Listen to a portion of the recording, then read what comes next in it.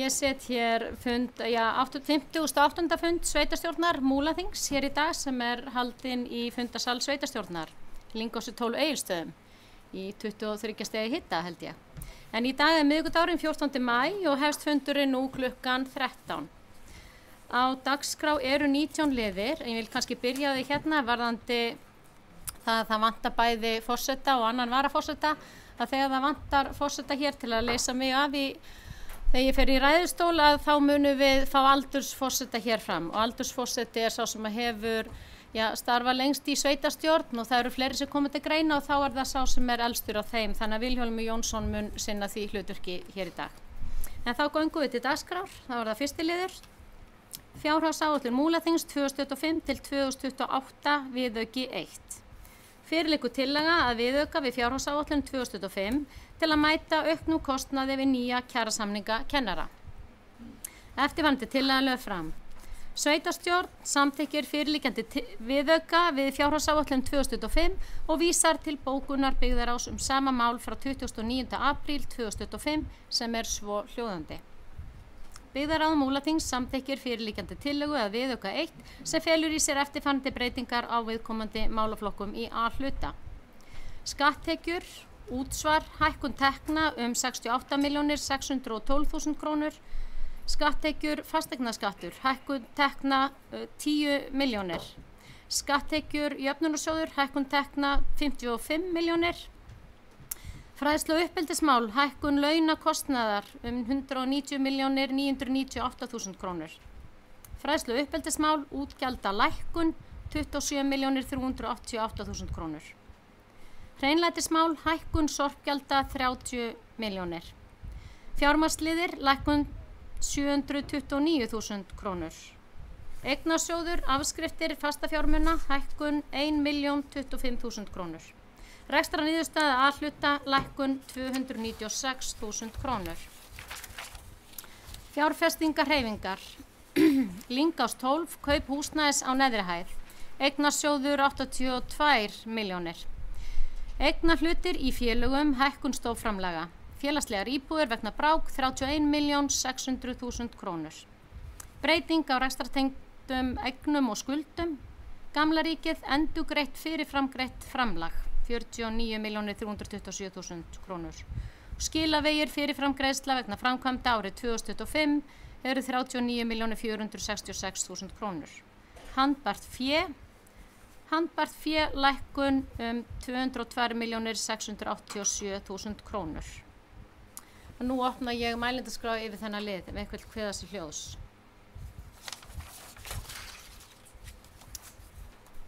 Þröstur Jónsson, gjörðu svo vel.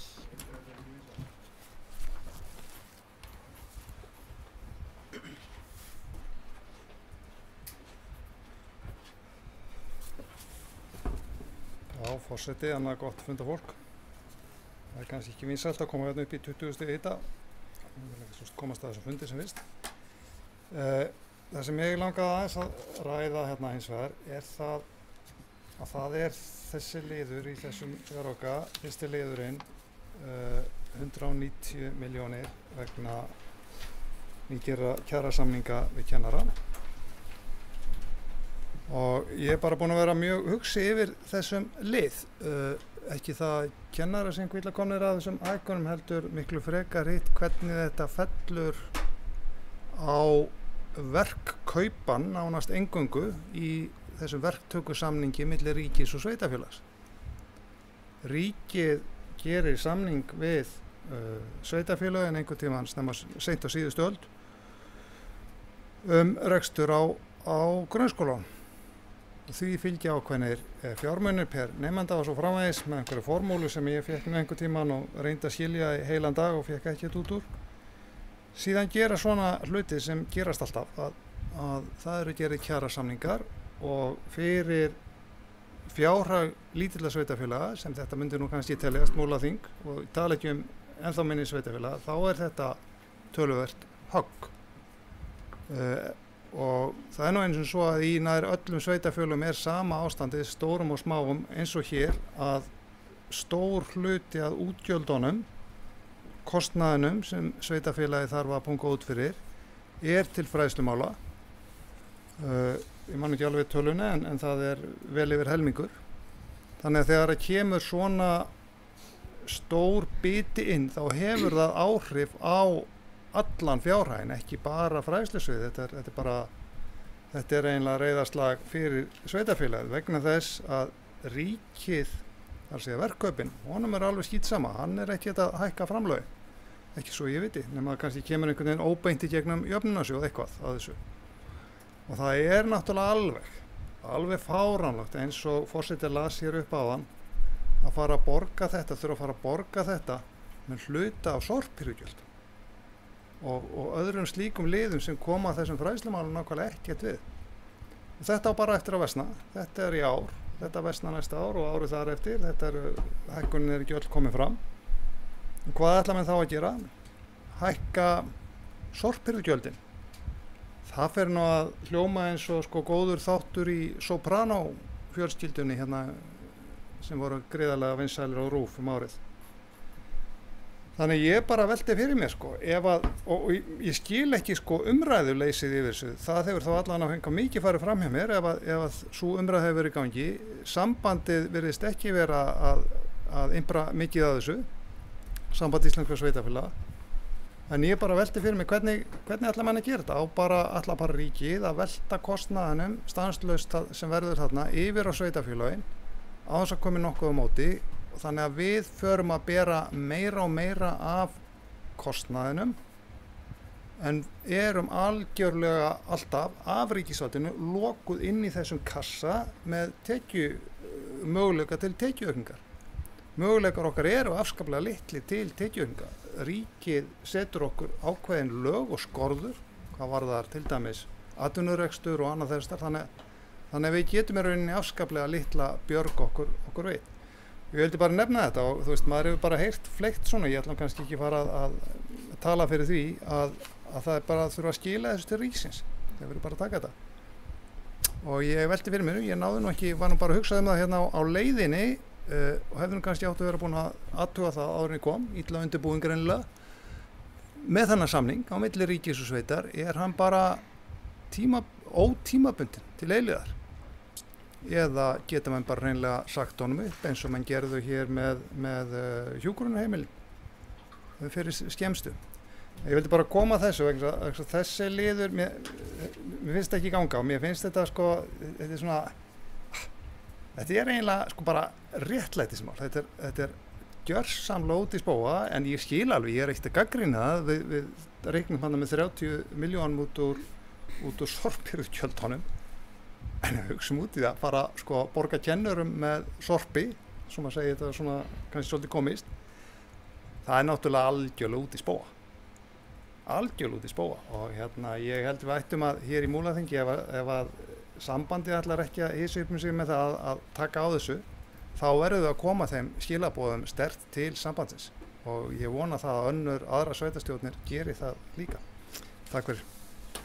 Frosti Jónsson hefur lokið máli sínu, fleiri sem vilja kveða sér hljós. Svo ekki, ég ætla að biðja aldursforseta að koma og stýra fundi og forseta ætlar aðeins að kveða sér hljós.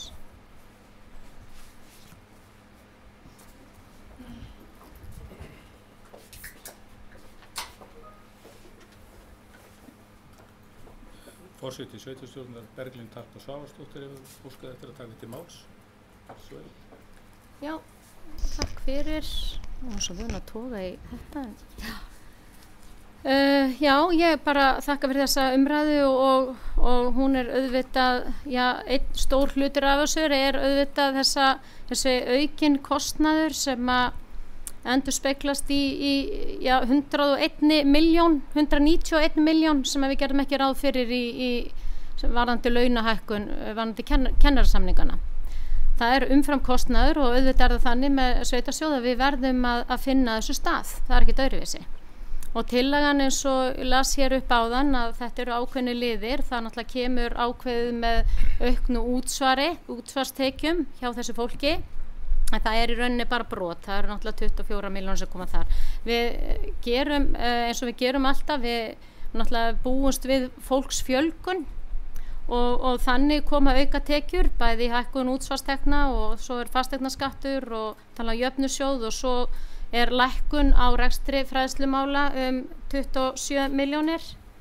En auðvitað er þetta ekkert fast í hendi með þessa liði og þetta er eitthvað sem við þurfum bara að fylgjast með og vonandi gengur þetta upp en ef við sjáum að svo verður ekki þá auðvitað verðum við að fylgjast með hvernig við ætlum að fjármagna þetta áfram.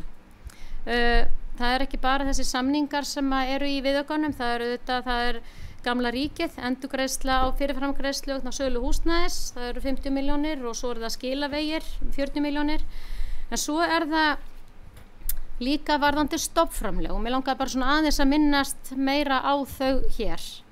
Að við það auðvitað var líka kaupin hér á Lyngási, það var á neðri hæðinni sem við keyptum húsnæði hér á neðri hæðinni á 82 milljónir og svo það þessi stofnframlög sem við höfum verið að bæta verulega í og gerðum ekki ráð fyrir í fjárhagsáætlun. Hérna erum við með stofnframlög, það Lækjabrún og Lækjagrund á Borgarfirði, það eru 20 milljónir. Svo það Bláagerði og Egilsstöðum, Selbrún í Fellabæ og Markaland og Djúpavogi. Þetta 67 milljónir líka. Þannig að þetta hefur allt áhrif á stöðuna hjá okkur og hver viðaukinn og þetta eitthvað sem við gerum sem var ekki gert ráð fyrir í áætlun hjá okkur. En mér langar bara svona aðeins að nefna eins og með stofnframlögin að því að við erum að spá í hvernig við getum fengið tekjur inn líka en allavega aðferðafræðin við þessi stofnframlögum og ég afar hrifin af þeim.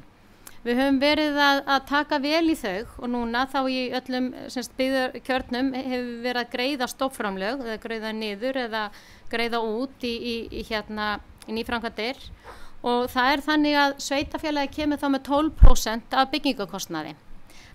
Ríkið kemur með 18% þannig að þá það 30% fjármögnun sem kemur með því. Og eftir stendur 70% í rauninni af uppbyggingakostnaði. Þannig að þeir sem að framtíðar leigjendur þar leigan miðast við bara afgreiðslu í rauninni að greiða af þessum lánum.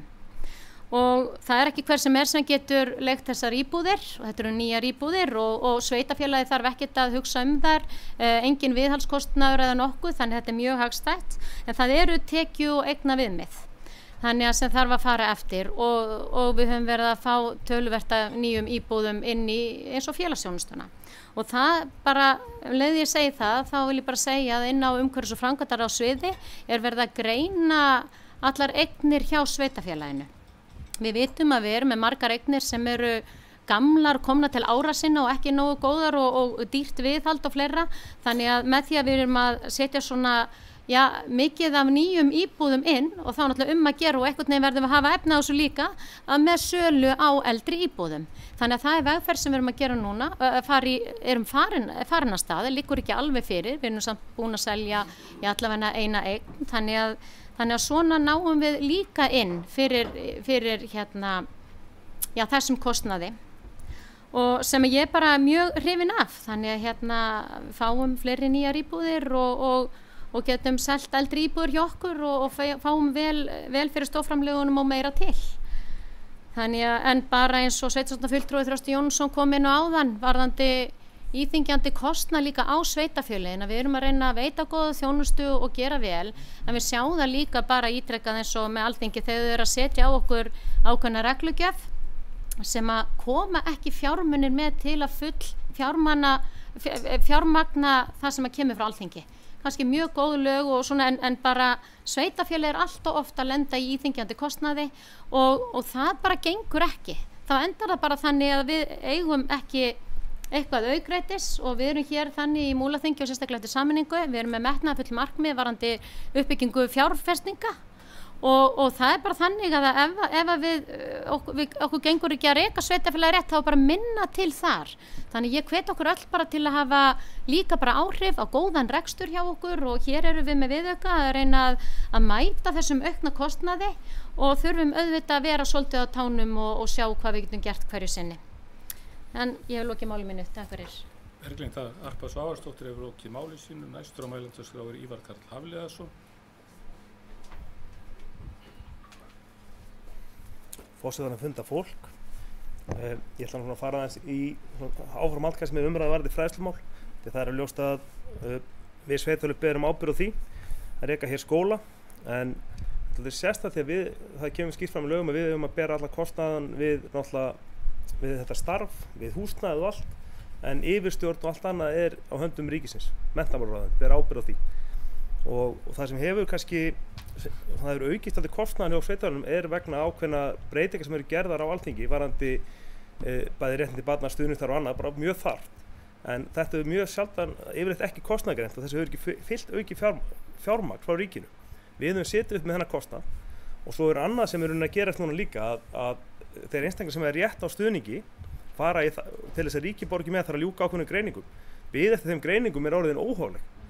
Bara fjöldi ára. Og ríkið situr að þessu greiningu sjálft, vill ekki leyfa því að menn geti fengið þessa greiningu hvar sem og þannig þess sveitarfélagi að þegar að börnurinn hafinn í greiningverdi þá yfirleitt aðkoma sveitarfélags strax komið þá. Við erum farin að veita þann stuðning annars sem þessi börn og þessi einstaklingar þurfa án þess að ríkið taki þátt í þessu eins og eiga að gera sem þetta lög. Af því að þau draga alltaf með því að klára sína greiningar.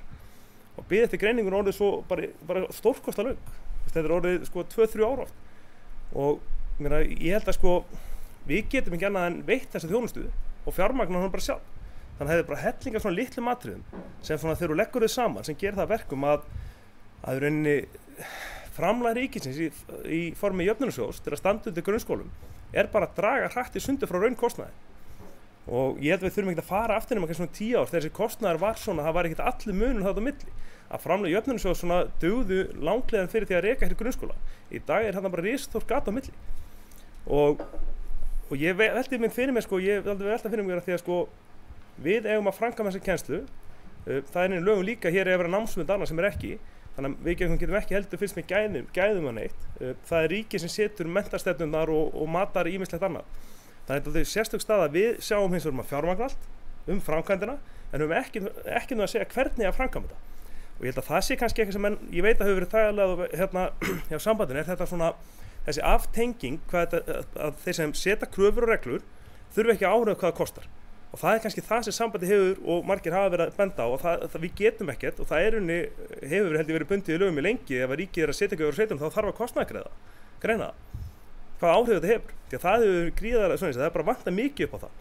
Og auðvitað snýst rekstur sveitarfélaga meira en bara rekstur á grunnskóla. En hann samt rosalega stór partur af okkar kostnaði.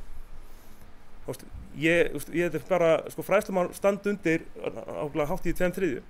Grunnskólar að gæla við kannski svona 30%, bara beint kostnaði við grunnskóla. Þannig að það er alveg eðlilegt að við getum ekkert horft fram hjá því að við þurfum að fylgjast með þessu. Og ég held að sé að ljóst að við viljum gera vel í rekstur grunnskóla. Við þurfum þá líka að fá þau tæki og tól sem við þurfum frá þeim sem hafa með stjórnina að gera, með yfirstjórnina og eftirliti sem þá menntamálaráðherra í lögunum eða þá rauninni ríkið. Að mér fann að ég held að mér hljóta var aftur sig því að við verðum eitthvað að fara að ná svona betri stjórn á þessu því að hinn náttúrulega það að árangur og líðan barna á leiðinni niður, að kostnaður á leiðinu. Það kannski ekki atriði sem maður eitthvað rosalega ánægður með. Að ég held að sé metnaður bæði bara hjá öllum að þetta að þannig að börnum líði vel í skólanum. Það svona fyrsta skrefið, svo kemur árangurinn. En það þarna töluvert margir liður og varðandi eins og Þröstur Jónsson talar varðandi sorpbyrjugjöld. Ég held að þessi kostnað sé að breytast því að meðgjöf sveitarfélags með sorpbyrjugjöldum minni en við reiknuðum með. Og það það sem verið að eyða út að sveitarfélagi sé ekki úr sameiginlegum sjóðum að niðurgreiða sorpmál. Það bara samkvæmt lögum sem búið að setja, að menn þeirra sem hendi að borga. Þannig ég held að þetta sé ekki beint að við sem að nota sorpbyrjugjöld í að borga þetta. Við erum með svona kostnaður sem átt að lenda á sveitarfélaginu minni en við reiknuðum með út af vissulega hækkari verðskrá og líka svona ákveðnum aðgerðir sem farið var í sorpmál. Sem hefur það verið gagnlegt líka varðandi minni opnunartíma annað en það var líka gert til þess að reyna að ná böndum á þann kostnað sem sorpmálum að fylgja því að það bara eins og margt annað. Það búið að herða gríðarlega kröfur annað og kostnað sveitarfélaganna. En annars held ég að svona það bara okkar verk núna inn í næsta ár í þá áætlun 2026 að fara vel yfir þetta og passa það að svona rekstur sveitarfélagsins verði í nokkuð stöðum höndum og ég held að svona með þess að við höfum séð í áætlunargerð núna þessum drögum að við séum alveg rétti leið með það og svona en þetta stenduveikt, það þarna ákveðin, við erum að reikna með ákveðnum hækkunum sem ég held að sé þetta ekki rosalega bjartsýni, þetta alveg svona væntu þess að þetta verði en á sama tíma eru þetta svona utanaðkomandi atriði sem getur líka haft breytingar á okkur sem þá breytingar á lögum um jöfnunarsjóð tekjur og orkumörður, alls konar hluti sem geta komið inn aukalega og það ekki tekið hérna inn. Það bara tekið eitthvað inn sem telja sér nokkuð öruggt í hendi. Takk. Sveitarstjórnarfulltrúi Ívar Karl Hafliðason hefur lokið máli sínu og orðið laust. Fleiri hafa ekki kveðið sér ljós.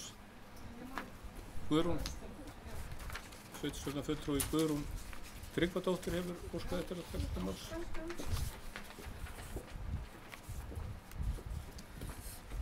Sælverði,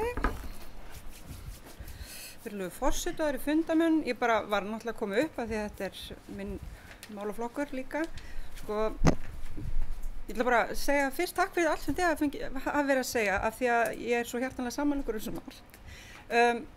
Sko, sveitarfélaginu þetta vissu að það yrði ekki að gera nýjan samning. Það alveg svolítið síðan að samningurinn var laus og það var augljóst að það yrði að hækka laun kennara. Þannig að það hefði ekki þurft að koma algjörlega flatt upp á alla. Og það kostnaðarsamt að reka skóla, það kostnaðarsamt að reka litlu einingarnar, við vitum það. Og það alveg bara mjög kostnaðarsamt að eiga börn, eins og við vitum, held ég. Það samt alveg ótrúlega nauðsynleg og góð fjárfesting. Og að reka góða skóla með menntuðum og metnaðarfullum kennurum, það skilar okkur bara miklu hæfara einstaklingum. Bæði líðan og færni og svo framvegis. Þannig að við viljum gera það. Við viljum reka menntastofnanir, ekki geymslur. Bara svo ég segi það, af því við erum að missa kennara út úr stéttinni, út úr skólanum. En það líka mjög skrítið einmitt, eins og þið segja, það sé alls konar reglugerðir, alls konar kröfur, breytt samfélagsgerð og svo framvegis og aukinn kostnaður sem við fáum ekki fjármagn til þess að sinna. Við fáum eins og ég var að segja kröfurnar en ekki fjármagni.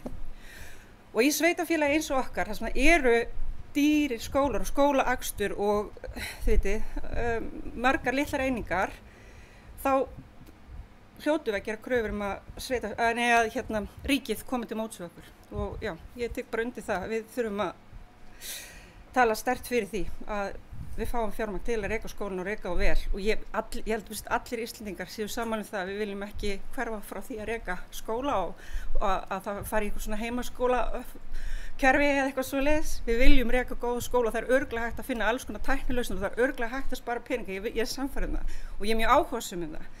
En eins og staðan núna, það ein af okkar grunnskildum sem sveitarfélag að reka grunnskólana og leikskólana. Og ég heyri að við höfum öll metnað til að gera það vel. Takk fyrir. Guðrún Ásta Tryggvadóttir, sveitarstjórnarfulltrúi hefur lokið máli sínu og orðið laust.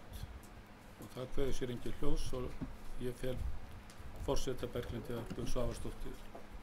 Nei, ekki. Þröstur Jónsson hefur beðið orðið. Dálítið seinn.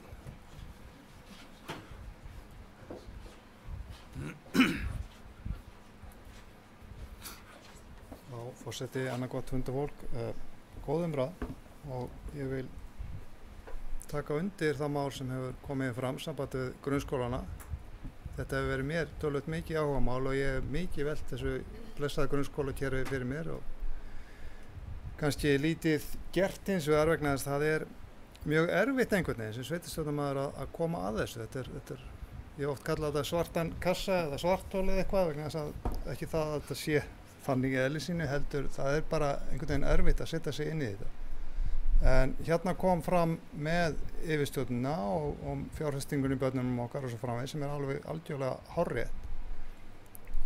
Ríkið setur okkur þarna eins og í möguleika til tekjuaukningar kassa, lokaðan kassa. Það sett á okkur námskrá sem þarf að fylgja og menn missáttir við og svo framvegis. Og ég bara alls ekkert viss það að grunnskóli austur á Fljótsdalshéraði eða Borgarfirði eystra þurfi endilega að vera nýttur í sama eða byggður inn í sama mót og grunnskóli til að mynda í Reykjavík. Við erum að ala upp einstaklinga inn í, vonandi inn í okkar eigin samfélag og samfélagið á landsbyggðinni oft bara gjörólíkt því sem á höfuðborgarsvæðinu. Þannig að mér svíður svolítið þetta sveigjanleika leysi að mann geta ekki sveikt þetta eitt eða neitt til og ég er ekkert einn það. ég veit að því til dæmis, ég ætla nú ekki að nefna það er eitt af stærri sveitafélögum á landinu sem núna að skoða það með öðrum aðilum að fjölga einkaskólum. Og ég get alveg farið alla leið sko, það eru kristnir einkaskólar, menn kristnir með farið á óbjóða dálítið. Og það bara velvilji hjá viðkomandi sveitafélagi, ekki kannski síst vegna þess að þeir sjá þennan sveigjanleika og fjölbreytni, ekki alltaf verið að tala einhverju fjölbreytni. Þannig kannski þurfum við bara að fara að skoða það eitthvað líka, ég veit það ekki, en vonandi bara á þessu ári þá förum við svolítið meira onni saumana á þessu, vegna þetta stór kostnaðarliður, hann fer vaxandi, en það sem kemur út úr skólakerfinu má segja innan gæsalappa fari minnkandi eins og kom hér fram í máli sveitarstjórnarfulltrúa áðan, Ívars, sveitarstjórnarfulltrúa Ívars aflega. Og þetta þróun sem við eigum ekki að sætta okkur við að líta á sem eitthvað lögmál. Þetta á bara ekki að vera svona, þá þarf bara að fara og skoða þetta vandlega og hvernig megi breyta þessu. Hvernig sem við förum nú að því, það svo annað mál. Takk fyrir.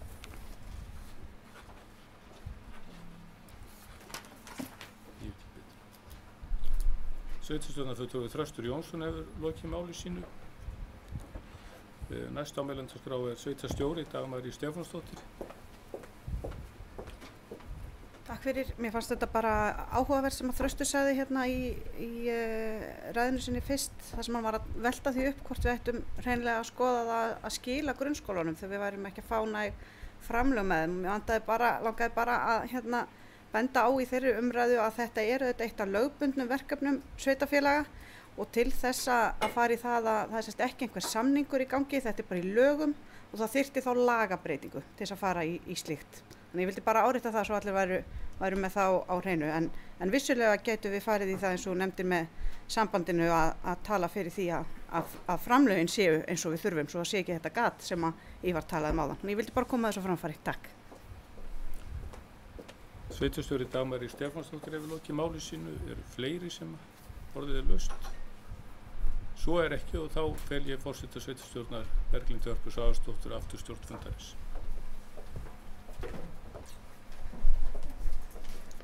Takk fyrir. Mælendaskrá ennþá opin ef eitthvað vill kveða sér hljós. Svo ekki, þá loka ég mælendaskrá og ber tillöguna upp eins og hún var kynnt hér áðan. Þannig að þeir sem eru samþykkir gefi merki.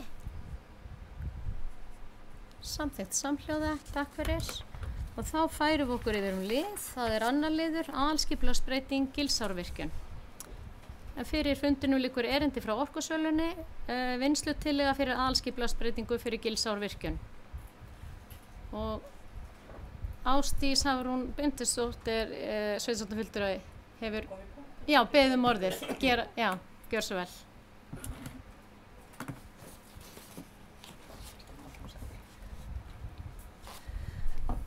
Ég vildi vekja athygli á orða sem mögulegu vanhæfi mínu í þessu máli þar sem að ég vensluð landeiganda sem að hefur fjárhagslegra hagsmuna að gæta í málinu. Ég ætla ekki að segja möguleiki en því að ég hef verið vanhæf í þessu máli á fyrirstugum og lít svolítið á ég sé það líka hér. En þið megi kjósa það minnaði. Takk. Sveitarstjórnarfulltrúi Ásdís Hafrún Bindisdóttir hefur lokið máli sínu og vakið athygli á mögulega vanhæfi sínu. Þannig að þá ekkert annað að gera en að bara greiða atkvæði það, hvort að við teljum þetta vera vanhæfi eður ei. Þannig að þeir sem telja þetta vera vanhæfi að ræða gefi merki. Þá það 10. Einhver á móti. 1 á móti. Kærar þakkir, þá ætla ég bara að biðja að stíga bara af sig svo rétt á meðan við ljúkum af liðnum og við köllum á þig. Takk.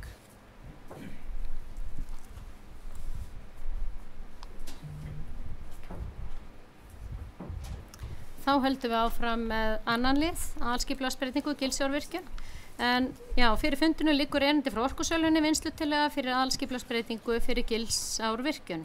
Og eftirfarandi tillaga lögð fram Að tillögu umhverfis- og framkvæmdaráðs samþykkir sveitarstjórn Múlaþings að fyrirliggjandi vinnslutillega vegna breytinga á aðalskipulagi Fljótsdalshéraðs 2008 til 2028 fyrir vatnsaflsvirkjun í Gilsárdal verði kynnt í samræmi við aðra málsgrein 30. grein skipulagslaga nr. 123/2010.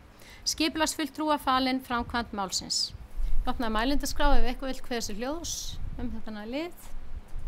Svo ekki, þá loka ég þeim lið og ber upp tillöguna, þannig að þeir sem eru samþykkir tillögunni gefi merki. Það samþykkt samhljóða með 10 atkvæðum. Þá hingurum við og biðjum Ásdísi að koma aftur inn í salinn. Gæti einhver, já, takk.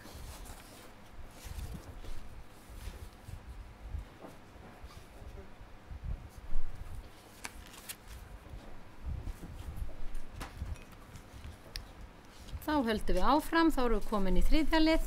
Hafnarreglugerð Múlaþings fyrir sveitarstjórn liggja drög að hafnarreglugerð fyrir hafnir Múlaþings til afgreiðslu. Eftirfarandi tillaga lögð fram. Sveitarstjórn samþykkir fyrirliggjandi drög að hafnarreglugerð fyrir hafnir Múlaþings og felur sveitarstjóra að koma nýrri hafnarreglugerð í birtingu í stjórnartíðindum. Ég opna mælendaskrá ef eitthvað vill kveða sér hljóðs undir þessum lið. Svo ekki. Jú. Sveitarstjórnarfulltrúi Eyþór Stefánsson, gjörðu svo vel.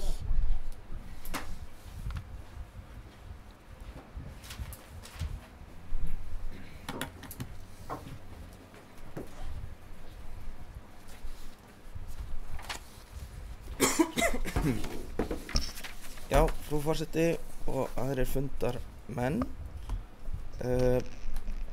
Þetta nú orðið svo gamalt mál að maður orðin algjörlega ryðgaður, búið að vera ár inn í ráðuneyti ef ég skil málavöxtur rétt. En mér langaði að koma hérna upp í pontu vegna eins þessu tengdu.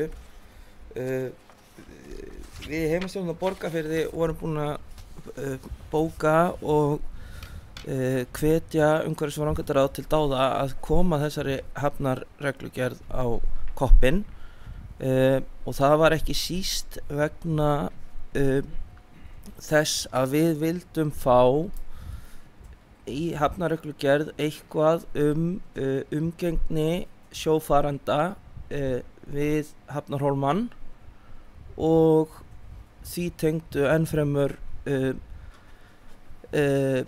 sem að tíðkaðist í gömlu hafnarreglugerð Borgarfjarðarhrepps að það væri hámarks hraði sjófarenda innan hafnarsvæðis. Ég held að í nýju hafnarreglugerðinni Múlaþings að þá hvergi minnst á þetta eða einhver á þessu og ekki það að ég ætli að setja mig upp á móti því sem þar stendur, það bara gott og gilt en mér langar hins vegar að bara skora á umhverfis- og framkvæmdaráð að núna þegar hún nýkomin að taka hana strax aftur og fara að huga þessum atriðum því að þau eru ekki áverpað. Takk. Sveitarstjórnarfulltrúi Eyþór Stefánsson hefur lokið máli sínu. Eru fleiri sem vilja kveða sér hljóðs undir þessum lið? Svo ekki, þá tökum við tillöguna til afgreiðslu. Þeir sem eru samþekkir gefi merki. Samþykkt samhljóða, takk fyrir. Og þá förum við yfir í 4. lið, fækkun sveitarstjórnarfulltrúa. Fyrir liggur erindi frá Þresti Jónssoni dagsett 8.5.2025 þar sem hann leggur til að skoða verði að fækka sveitarstjórnarfulltrúum úr 11 niður í 7 á næsta kjörtímabili. Eftirfarandi tillaga lögð fram undir þessum lið að sveitarstjórn samþykkir að vísa málinu til efnislegra meðferðar hjá byggðaráði. En ég ætla að opna hér mælendaskrá og byrja á því að gefa sveitarstjórnarfulltrúa Þresti Jónssoni orðið. Gjörðu svo vel.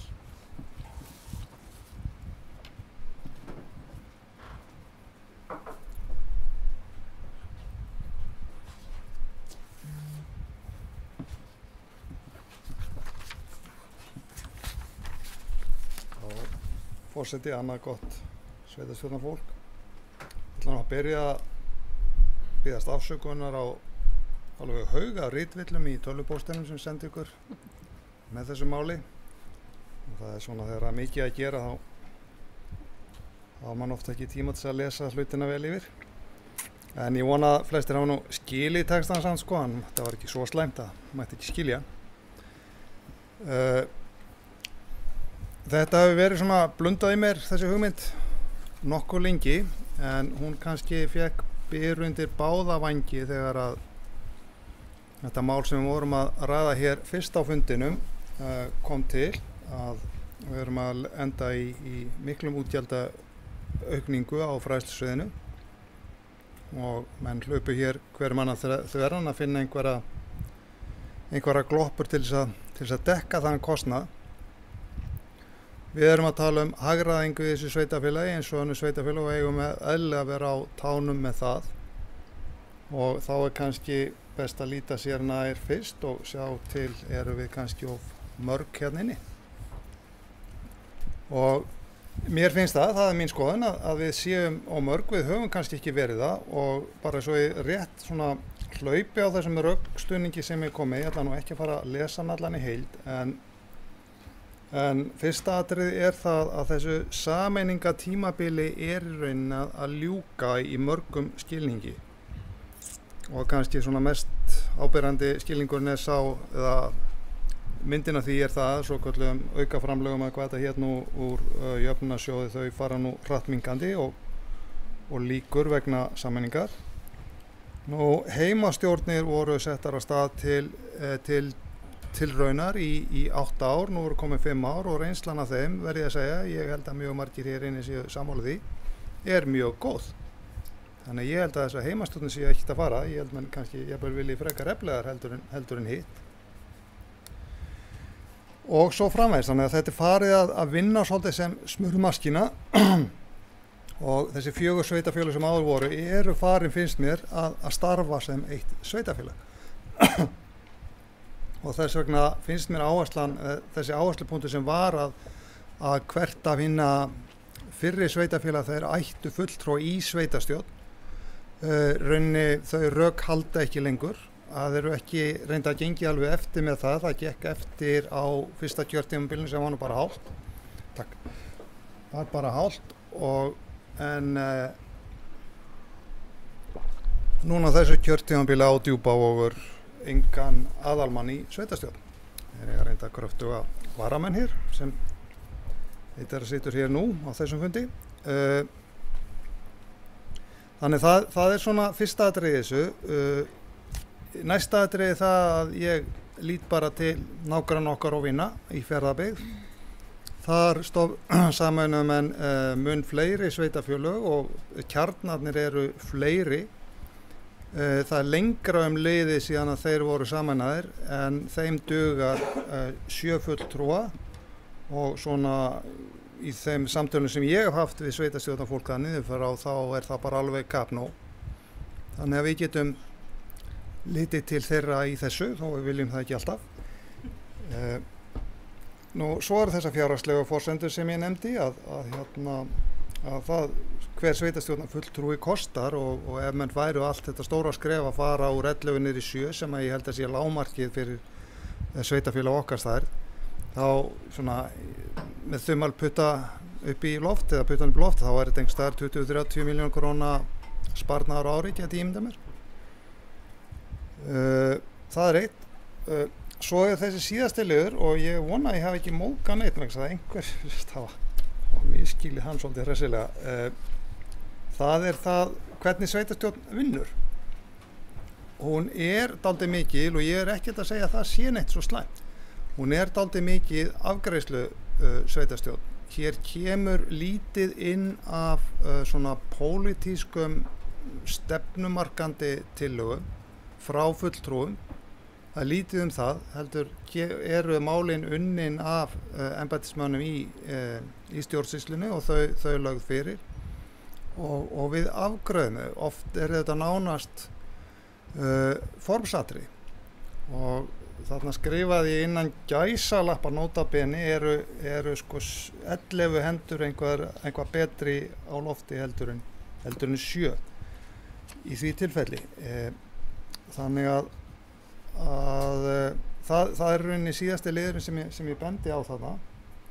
Kannski þarf það bara að breytast, að við förum að taka meira svona afgerandi afstöðu hvað lagt fyrir sveitastjórn, fara að taka meira, hvað maður segja, hádeilu stefnumálum og þá verður líf og fjör, eins og hefur stundum verið reyndar. En þetta var svona það. Síðan kannski þetta síðasta sem ég nefni þarna það að með því að gera þetta þá rauninni sýnum við og sönnum með afgerandi hætti að við höfum staði við okkar. Það búið að sameina þessi sveitafélög, okkur tókst það, bæði með góðu fólki í sveitarstjórn en ekki síður með alveg frábæri stórfólki. Og ég hef aldrei skilið hvernig fjármálastjóri og aðri tókst á þeim undra skamma tíma að sameina bókhaldskerfin í öllum 4 sveitafélögum. Það var nánast kraftaverk. Gekk alveg ótrúlega vel. Hitt hann mál og nú sneiði í ríkisvaldið aftur. Ég hef verið stafa mjög gaman að því. Við sameininguna komu munnleg vilyrði frá ráðamönnum Suður Reykjavík að ef við nú sameinaðumst þá skildi nú ríkið leggja sitt af mörkum, ekki bara í framlögum í jöfnunarsjóði heldur líka í bættum samgöngum sem einn af stóru grundvöllum fyrir því að hægt að sameina svona mikið sveitafélag eins og Múlaþing er. Nú það var Rofallu fögru með Borgarfjarðarveg, við það hefur reynda verið staðið, merkilegt nokk, en hinn stóru málin, jarðgöngu til Seyðisfjarðar og uppbyggðan veg með slitlagi til Djúpavogs yfir Öxi, hefur ekki verið staðið og það sem enn verra, það bara ekkert fyrir séð það framkvæmdir.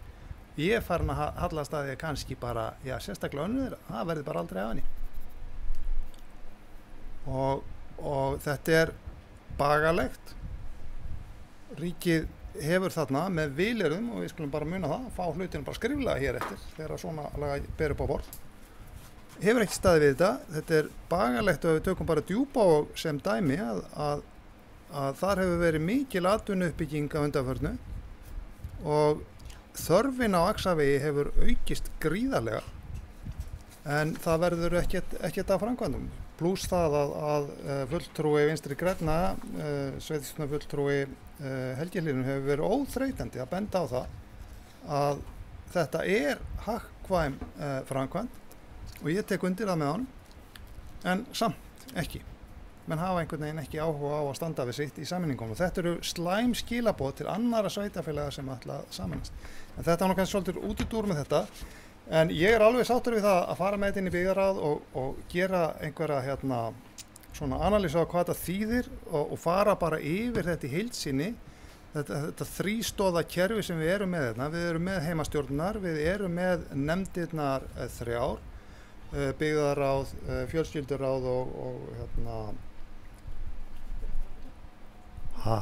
umhverfis- og framkvæmdaráð.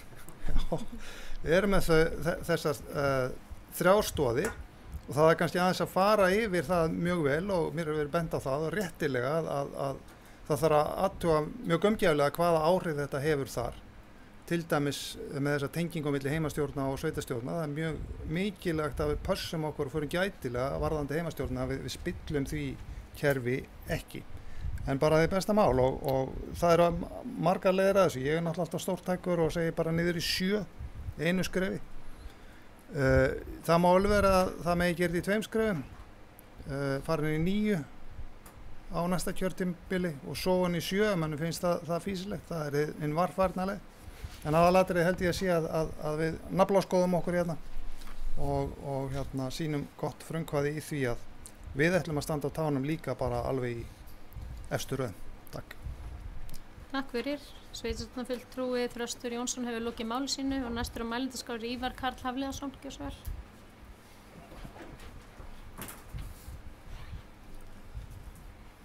Og fórst að funda fólk. Ég þakka Þresti Jónssoni, Sveitarstjórnarfulltrúi Þresti Jónssyni fyrir þetta erindi. Þetta hefur sem alveg verið rætt eitthvað því að nú eru liðin tölur nokkur ár síðan hér var sameinast í eitt sveitarfélag og ég tek bara undir, mér finnst bara sameiningin gengi vel. Við erum svona búin að taka alls konar afnaga af kannski stjórnkerfinu og annað. Mér finnst þetta fara að flæða miklu svona eðlilegra á milli nefnd og annað og ég er bara sammála því að mér finnst nefndarsviðin okkur mjög sterk og vera með 2 stórar fagnefndir pluss þá byggðarráð. Því það er lítið verið að vinna kannski að málum hér. Þau eru unnir í nefndum og þess vegna held ég sé svona pælingi það, hver er þá þörfin á að vera með 11 hér frekar en þá 9 eða 7. Fjarðabyggð held ég með 9, mér sýndist það þegar ég kíkti heimasíðu það. En það semst í sérstöndum lögum að sveitarfélög með 1000 að 10.000 íbúðum geti verið með 5 til 11 og við erum nú svona rúmlega 5.000, þannig að það er svo mikið óðægilegt að við myndum kannski horfa á þetta 9. Kannski ekki bara þetta sparnaðar, en mér finnst bara tekum það, þetta bara snýst kannski líka bara hvað þurfum við, og mér finnst bara svona, ef maður horfir hér tilbaka þessi ár sem við erum búin að vera, þannig ég er búin að vera hérna, að mér finnst svona, vinnan fer mikið til fram í nefndunum og hérna eru við einhverja afgreiða, vissar að koma hér mál sem hafa kannski við meitt mjög tíma í, það er þá oft kannski hlutverk okkar til að samþykkja aðalskipulag og annað, eða þá annars er þetta aðalega svona einhver ályktanir sem við erum að senda frá okkur, þannig að ég held að bara, þetta sé eitthvað sem er bara mjög hollt að skoða, af því að mér finnst bara, þegar menn voru að sameina hér í eitt sveitafélag, þá voru menn að búa til öflugt sterkt sveitafélag sem ég held að okkur sé að takast að gera. Við sjáum það á fjárhagnum, hann er svona hægt rólega stefni það átt sem menn voru vonast til, með svona ákveðin svona fjárhagsleg stakka til að geta tekist á við stærri verkefni. Bara eins og þetta, ég meina við erum bæði mjög öflugir fjárfestingum, við erum líka fengið á okkur svona ákveðin svona áföll, sérstaklega kannski á fyrstu árunum, sem ég held að minni, ef menn hefði verið í litlu sveitum, hefði verið bara mjög erfitt. Og ég held að það sé kannski eitthvað svona sem við erum að horfa á og það hvort að við sitjum hér 11 eða 9 eða 7 kannski er ekki, mælikvarði hversu gott stjórnkerfi okkar er. Ég held að það sitja aldrei fyrir neðan og mér finnst bara svona, bara meira svo þessu síðustu árum, við höfum bara náð ótrúlegu svona viðsnúningi á mörgum sviðum. Ég þekki til þess ágætlega til bæði í framkvæmdamálum, skipulagsmálum, ég veist bara þarna komið bara svona ákveðið betra flæði og svona búin að náta utan þetta hvernig við ætlum að gera hlutina og höfum hreinsað upp bara aðra grúa gömlum málum og ég held að hérna og svona bara með áframhaldandi náum við svona ákveðni svona hagræðingu því ég held að þó það verði ekki tilgangur sameiningarna að hagræða að þá veist við samt megum ekki missa það við erum að stækka hér sveitafélag til að bæði vera þá öflugri til að mál vinnist betur og svona ná ákveðin svona samleiði í því að vera stór og það er kannski, það er ekkert að óttast það mér finnst ekkert, mér finnst bara skiptið um okkur máli að við förum hér vel með peningana og ég bara tekur það, við höfum hér sett inn og við vitum það alveg eins og viðaukarnar sem vorum að samþykkja hérna í fyrsta lið þar vorum við með hagræðin kröfu á fjölskylduráð upp á 27 milljónir sem er alveg erfitt, ég held aftur á því, þetta er bara málaflokkur sem er mjög erfiður, við erum ekkert kannski að bruðla þar neitt með peninga en það er svona finnst bara eðlilegt, við horfum líka þá bara aðeins inn á við velti fyrir okkur, hvað er eðlilegt að hérna sé þá líka af kjörnum fulltrúum manna, að nefndum og fleira eða þá bara stofnunum, þetta hefur verið rætt inn í byggðarlagi og ég hef þarna áhuga því að við skoðum líka bara hvernig við ætlum að byggja upp okkar stofnanir hvort að ég sé fyrir mig frekar þeir eru færri og sterkari þó við fækkum ekki endilega punktunum sem þjónustan er veitt þannig þetta er bara svona yfirstjórnin við náum svona betur út á það að svona ná einhvern betur jafnvægi það þetta sé svona stærri einingar það er líka bara eins tvímennar stofnanir er eitthvað sem ég held að sé bara erfitt ég held að sé ekki gaman að sitja einn á skrifstofu ég held að sé meira gaman að vera með einhverjum öðrum og vera með ákveðið bakland og sérstaklega þá við erum búin að taka svona ákveðið skref til þess með minjastofnun að taka það yfir til okkar til að til dæmis losa þá yfir með það undan því að vera með sér fjárhag og annað sem er bara tölur flóki og ég held að sé bara eins verkefni okkar halda áfram að horfa í það hvernig við getum gert betur Sveitarstjórnarfulltrúi Ívar Karl Hafliðason hefur lokið máli sínu og næstur á mælendaskrá er Eyþór Stefánsson sveitarstjórnarfulltrúi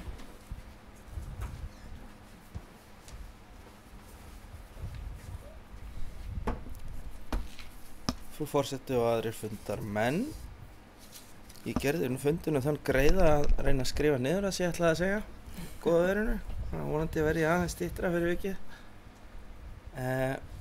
Byrja á að segja eitt við sveitarstjórnarfulltrúa Trausti Jónsson sem kom fram í máli hans hérna þegar hann var að hnýta í ríkisvaldið að við skulum hafa það í huga með Borgarfjarðarveg að fyrir hugmyndir að sameiningu Múlaþings var Borgarfjarðarvegur á áætlun svo kom ný áætlun það sem var búið að segja nú ætlum við að gera Fjarðargöng og nú ætlum við að gera heilsársvegur Öxi en hvað var þá gert við Borgarfjarðarveginn? Hún var senkað ár út af sameiningunni svo vill svo til að koma eitt COVID þá var hún kippt aftur fram ár vegna þess að það var COVID aðgerð ríkisstjórnarinnar þannig að þú spyrð einhvern eða þú spyrð mig bara þá myndi ég segja að það að sé komið slitla á Borgarfjarðarveg það hefur ekkert með sameiningunni Múlaþing að gera þannig að þetta er þannig að ríkisvaldið skuldar okkur sannarlega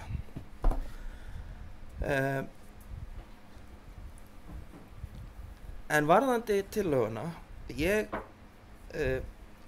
skal bara lýsa því mjög heiðarlega fram að ég bara alveg alfarið á móti þessum vangaveltum og ætla að tiltaka hér svona 3 megin ástæður fyrir því að ég sé á móti og það er ekkit endilega mikilvægisröð. Ein ástæðan fyrir því að ég er á móti því að fara úr 11 niður í 9 eða 7 er að það er bara svona lýðræðislegar reglur. Það er þannig að þegar eru notuð Fjarðabyggð sem dæmi sem eru 9 að þá falla fleiri atkvæði dauð. Það er bara í eðli d-hont eða hvernig sem maður segir reiknireglunar. Ætti sem eru færri sæti til skiptana, þeim mun fleiri atkvæði falla dauð. Þeim mun erfiðara er líka fyrir ný framboð að ná inn manni. Og samanber það sem gerist í Fjarðabyggð að þá til dæmis náði listi VG ekki sæti og manni ekki alveg hvort að Miðflokkurinn eigi sæti núna eða ekki. En það skiptir ekkert máli hvað framboðin heita, en bara að nota það sem dæmi.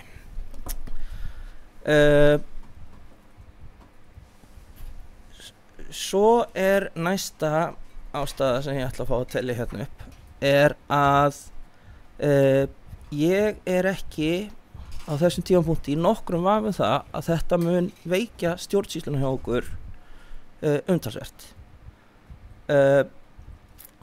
Bíddu nú við, sko ef við yrðum 9 og tala nú ekki um að við værum 7 en ég ætla að halda mig við að miða við 9 þá myndi vera myndaði meiri hluti með 5 manns.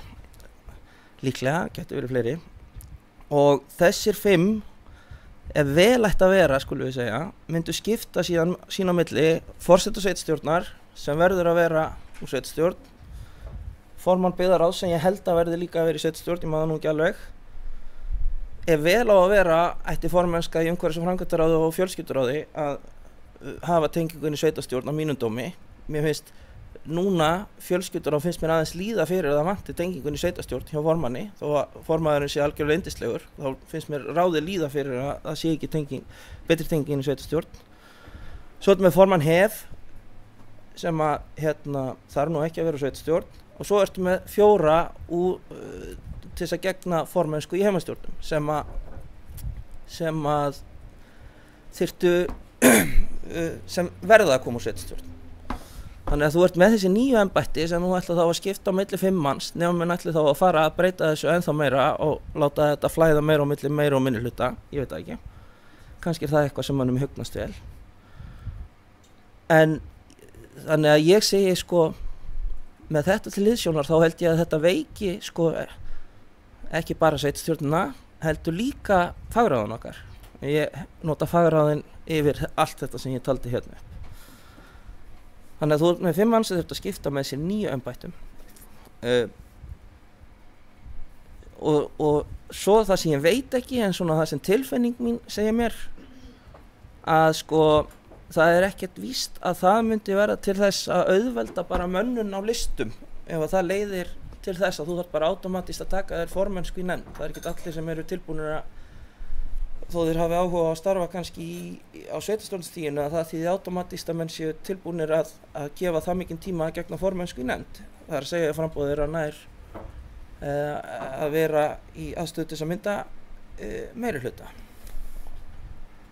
En síðan er það kannski það sem að svona aðalástæðan fyrir því að mér hugnast þetta ekki á þessum tímapunkti skulum við segja er að það er nú ekki lengra en síðan árið 2020 þá riðu menn héruð og kynntu fyrir íbúum 4 sveitarfélaga ákveðið upplegg að Múlaþingi í viðleitni til að öll gömlu sveitarfélögin ætti sem mesta möguleika að ná manninn í sveitarstjórn og það er að auki sem er nú öðruvísi hjá okkur Fjarðabyggð að við erum svo rosalega víðfeðmt sveitarfélag og ég held að megi segja að samfélögin okkar, þessar gömlu 4 byggðakjarna séu margt ólíkari en kjarnarnir í Fjarðabyggð að það var ákveðið að vera með þetta í efri mörkum í þessari viðleitni. Samt dugir það ekki til, það er ekki aðalmaður frá Djúpavogi í sveitarstjórn Múlaþings nú þegar núna sem sagt og mér finnst það bara ákveðið umhugsunarefni að við ætlum að gera það ennþá ólíklegra með því að fara að fækka sveitarstjórnarfulltrúum. Nota bene uppleggið sem við kusum í Múlaþing, það var samþykkt Fljótsdalshéraði með 92,9% atkvæða, Borgarfjarðarhreppur samþykkti það með, eða íbúar Borgarfjarðarhrepps samþykktu með 64,7% atkvæða, íbúar Djúpavogshrepps með 63,7% atkvæða og Seyðfirðingar með 86,7% atkvæða. Fyrir núverandi fyrirkomulagi því, má ég leyfa mér að orða þannig, alveg stórkostlegt lýðræðislegt umboð og eiginlega betra umboð en fyrir nokkru sem við yfir höfuð gerum með að tökust á hérna í sveitarstjórn.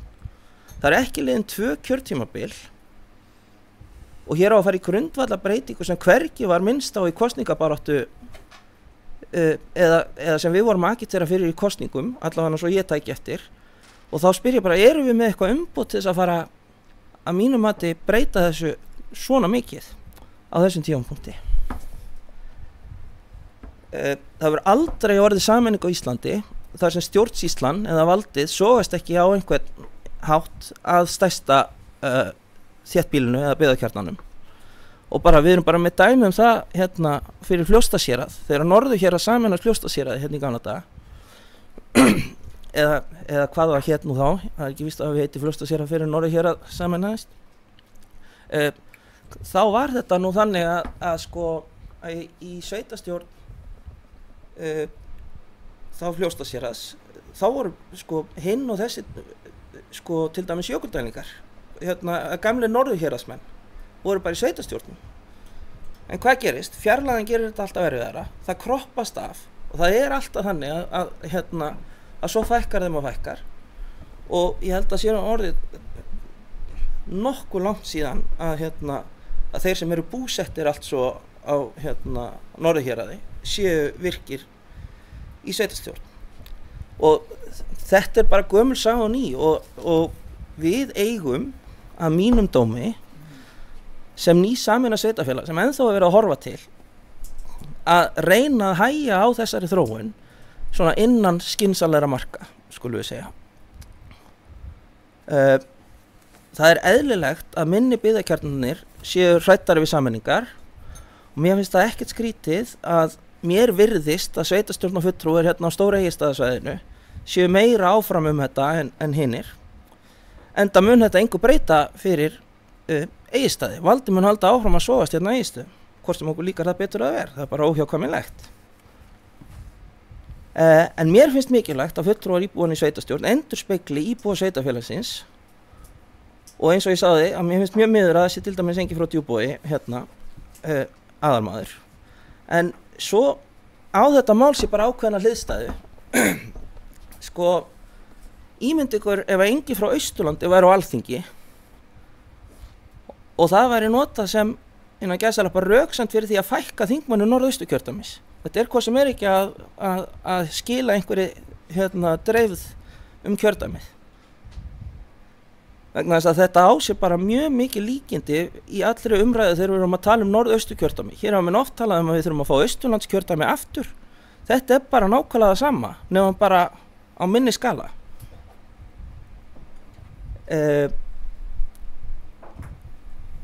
Þeir sem skilja ekki efasemdir okkar á minnistöðunum gagnvart þessari breytingu ætti kannski að velta fyrir sér umræðinu um Norðausturkjördæmi og Austurland því þar virðist, nú var ég óvart að endurtaka mig, afsakið það. En að lokum vil ég þá segja, stundum þegar ég rætti þetta við nokkra hérna inni í þessu sal og þá var mér að tala að það þurfi að taka allt til endurskoðunar og skoða heimastjórnunar, skoða þetta, þá velti ég aðeins fyrir mig hvort að þessi bókun sé nógu skýr ef við ætlum að fara að taka upp allt klappið, bara allar samþykktunum stjórn. Kannski þá bara í lagi að við gerum það bara að okkar frumkvæði einu byggðarráði að skoða það, en það ennþá verið að horfa á Múlaþing sem svona einhvers konar skapalón fyrir sameiningar og mér finnst ótímabært að gera þetta. Það eru liðnar 2 kosningar. Það mjög stutt síðan, menn voru að kynna ákveðið upplegg og segja svona verður þetta og þar var einmitt sagt eins og kom fram í máli sveitarstjórnarfulltrúa Ívarskarðs að þetta væri ekki til þess að ná fram hagræði sem við værum að fara í þessa sameiningu.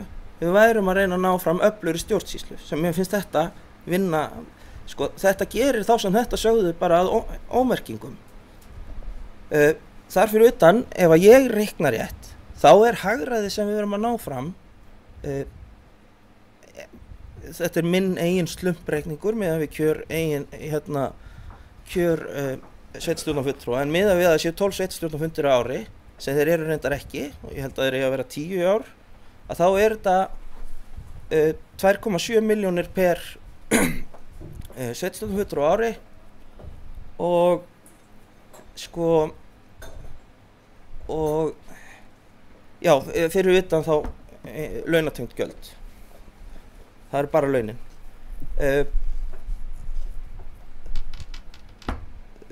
Ráðherra sveitarstjórnarmála, hann tilkynnti það á landsþingi sambandsins að hann væri að fara að hefja endurskoðun á 38. grein sveitarstjórnarlaga sem lögin sem heimastjórnar byggja á til 8 ára. Ég held að úr því að ráðuneytið að fara að skoða sín mál, hvað það snertir, og í ljósi þess að heimastjórnar renna mögulega sitt skeið eða þær eru tryggðar fram á mitt næsta kjörtímabili, mér finnst nú alla líkur á að þær séu tryggðar út næsta kjörtímabili, ég leyfi mér að orða þannig, að þá finnst mér tímabært að við förum aðeins að skoða, vegna þess að það var mjög auðvelt fyrir íbúa þegar var verið að segja þeim að kjósa sameiningu að menn væru með ákveðna festu að uppleggi í að minnsta kosti 8 ár. Þannig að ég á móti þessu, ég held ég ætla að greiða atkvæði gegn þessu, en ég alveg tilbúin í alla umræðu inn í byggðarráði á þessum nótum, þið heyrið alveg hvar þið hafið mig í þessu, en skal bara með óbræði munni skal ég hins vegar vera til viðtals þetta á næsta kjörtímabili ef ég þá annað borð verð hér. Sveitarstjórnarfulltrúi Eyþór Stefánsson hefur lokið máli sínu og sveitarstjórnarfulltrúi Ásrún Mjöll Stefánsdóttir næst. Gjörðu svo vel.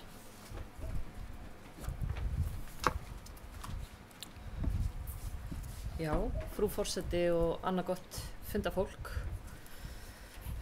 Ég get tekið undir langflest sem að fram hefur komið í máli sveitarstjórnarfulltrúa Eyþórs. Hvað þetta varðar, mér hugnast persónulega ekki að fara niður í 7. Get sagt það alveg hreint út. Ég svo sem ekki mótfallin því að þetta sé skoðað. Ég held að það sé bara gott og gilt og sakar ekki að skoða hvað sparast í þessu. En mér finnst við þá að skoða líka ekki síður með tilliti til lýðræðis og kostnaðar annars eðlis en bara fjárhagslegs. Hvað erum við að gefa upp með því að fækka? Sveitarstjórnarfulltrúi Þröstur Jónsson spyr, eru 11 hendur á lofti betri en 7?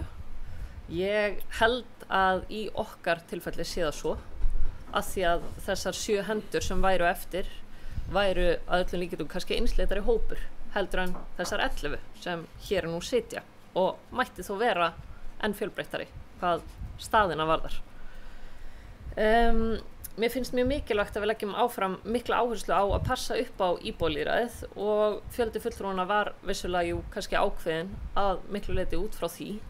Við höfum heyrt þetta síendurtekið að það hafi staðirnir áttu að fá að halda í sín sérkenni og mér finnst mjög mikilvægt í svona fjölkjarna sveitafélagi eins og okkar að það komi fram ólík sjónarmið sem endurspegla ólíka þarfir og hagsmuni staðana og íbúa þar.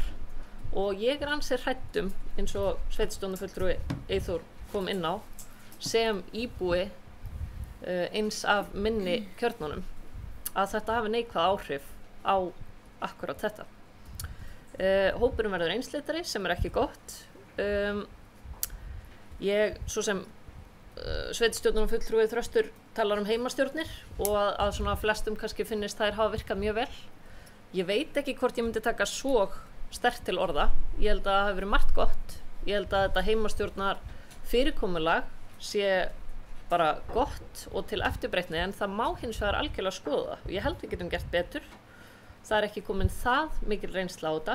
Ég held til dæmis að það væri betra að hafa formenn heimastjórnana frá hverjum stað fyrir sig. Þetta eru bara 3 fulltrúar og mér virðist svo að það hafi gengið vel í heimastjórn á Borgarfirði með sveitarstjórnarfulltrúa Eyþór sem formann þar. Þannig að ég myndi frekar vilja að við myndum skoða þetta þá ef að við ákveðum að skoða þetta út frá því hvað getum við gert til dæmis til að styrkja heimastjórnina frekar. Ef að fækka á fulltrúum myndi ég ekki vilja að færi neðar að 9. Og mér langar að beina spurningu til varaforseta Berglindar Hörpu og formanns byggðaráðs.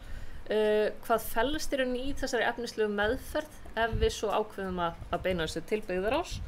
Kemur þetta erindi þá aftur hingað inn og væntanlega væru tiltekin töluleg gögn og fleira fyrir byggðaráð sem að kemur svo aftur undir sveitarstjórn. Þannig að já, ég set mér í rauninni ekki endilega upp á móti því fyrst að við höfum að skoða þetta og sjá í tölum og út frá fleiri hliðum hvað þetta þýðir, en vil gjarnan að komi svo aftur fyrir sveitarstjórn. Takk. Sveitarstjórnarfulltrúi Ásrún Mjöll Stefánsdóttir hefur lokið máli sínu. Næstur á mælendaskrá Ívar Karl Hafliðason, sveitarstjórnarfulltrúi, gjörðu svo vel. Svo mun forseti taka til máls. Frá forseti, ýmislegt sem komið hérna fram. Svona nokkur atriði sem ég hef alveg ákveðna sýn með þetta. Fyrirstjórnarfulltrúi Eyþór Stefán talaði um hræðslu litlu kjarnana, sko. Þeir væru hræddari en aðrir, sko. En það samt þannig að, jú, þeir eru kannski hræddari að missa rödd, þeirra rödd tryggð í heimastjórn. Við tryggjum ekkert að þeir fái rödd þó fulltrúar séu 11, 9 eða 7. Það bara, og svo mér finnst líka svona stundum aðeins að það sé þannig ef þú ert ekki með heimilisfestu á einhverjum stað þá getur þú ekki borið hagsmuni þeirra staðar fyrir brjósti. Og það kannski svona, mér finnst það svona, það fer svona dálítið, bara stundum brými að láta þannig að menn þurfa að vera eins með heimilisfestu á einhverjum stað til að hafa áhuga á þeim sem fer fram á þeim stað. Og það sé tryggt að mann hafa áhuga og bestu hagsmuni þeirra stað fyrir brjósti að menn eru búaðar, sko. Því að mér finnst bara, sko, heimastjórnar eru vissulega þannig, það eru skipaðar af 2 sem eru kosnir af íbúum og eru þá íbúar og hafa þá meirihluta í heimastjórnum, svo kemur þá einn inn í, það er þessi meirihluti, við vildum frekar hafa formenn ekki á stöðunum. Það var líka bara kannski hugsað þannig að menn væri ekki involveri í öll þau mál sem koma fyrir heimastjórnum, menn myndi horfa á dálítið utanaðkomandi og meta þetta kannski út öðru forsendum. Rétt eða rangt, ég veit það ekki, mér finnst líka, maður sér alveg ákveðin áferðarmun kannski á milli heimastjórna, ég tel ennþá, það sé kannski ekkert vont að þeir sem eru þá formenn heimastjórnar séu ekki nátengdur öllum þeim ákvörðum sem á að taka í heimastjórn. Það sé nóg að hafa 2 nátengda, eitt sé þá kannski aðeins utanaðkomandi. En það er kannski eitthvað sem bara máli ræða og velta fyrir sig hvort sé kostur eða galli. Ég skil alveg þannig, en hér tala um íbúðalýðræði líka, að fjöldi kjörinna fulltrúa sé eitthvað íbúðalýðræði. Við erum bara kosin, mér bara, ef við erum með íbúðalýðræði þá var það bara gert einfaldlega fyrstulega í kosningu, svo þá bara með því að nota heimastjórnina og ef maður vilja eitthvað ræða þá beint íbúð þá þetta setja fram einhvernar, eins og hefur verið gert þegar það kannar en annað. En það hvort það séu 9 eða 11 eða 7, mér finnst það ekki vera beint íbúðalýðræði, mér finnst bara mikilvægara að eina sem í þessu er, eins og kom frá Eyþóri Stefánssyni, sveitarstjórnarfulltrúa, að vissulega er það þannig að hlutverk kjörinna fulltrúa eru þó nokkuð mörg og það að fækka, ef mér fara að fækka, þá getur verið að menn hafi þó fleiri hlutverk. Það getur verið gott og slæmt, af því við höfum líka talað um að menn séu kannski nú vel tengdir á milli nefnda og menn séu, og það með sitt í sveitarstjórn kannski er ekki aðmáli, mér finnst bara, ef þú þarft að vera þá, þú getur þá lent í að vera þá bæði formann nefndar og í heimastjórn. Við erum með þannig nú þegar, að menn eru formann heimastjórnar og þá formann nefnda. Er það eitthvað verðaði betra? Ég held að sé ekki, þú ert að bara, hvað maður segja, þú ert að bara með meira hlutverk og vissu eru það meiri vinna. En það eru þetta kannski, að mér finnst ráða meira af kannski bara þeir sem eru í þessu, heldur það hvað það er búið eða eitthvað þannig, sko. Og talar um þingmenn, sem ég skil alveg, svona benda þetta á norðaustur og við erum að kvarta við Austurlandið. Við höfum þá samt núna bæði þingmenn og varaþingmenn. Þó að við kannski tölulega séð að ættum ekki að hafa svona marga, þetta snýst kannski bara um þá sem bjóðu sig fram. Ég vil bara segja, vonast bara til þess að það sem óttast kannski mest er kannski endurnýjun annað, að hér sé bara fólk sem vil starfa í þessu og öflugir aðilar, og mér alveg sama hvort þeir séu búa á Egilsstöðum eða Borgarfirði eða Djúpavogi, sko. Það er ekki aðalmálið hvað með búa, bara með þess að þeir eru búin að gefa sér í þessu störf. Og hvort þeir séu 11 eða 9, það er kannski aðalmálið. Mér finnst bara 11 er hámarkið. Það er alveg þannig að, hlutverk sveitarstjórnar þannig að þetta ekki mikið svona, ég bara tegum þetta, við getum alveg rekið hér sveitarstjórn með 9 sko, við getum ábyggilega með 7.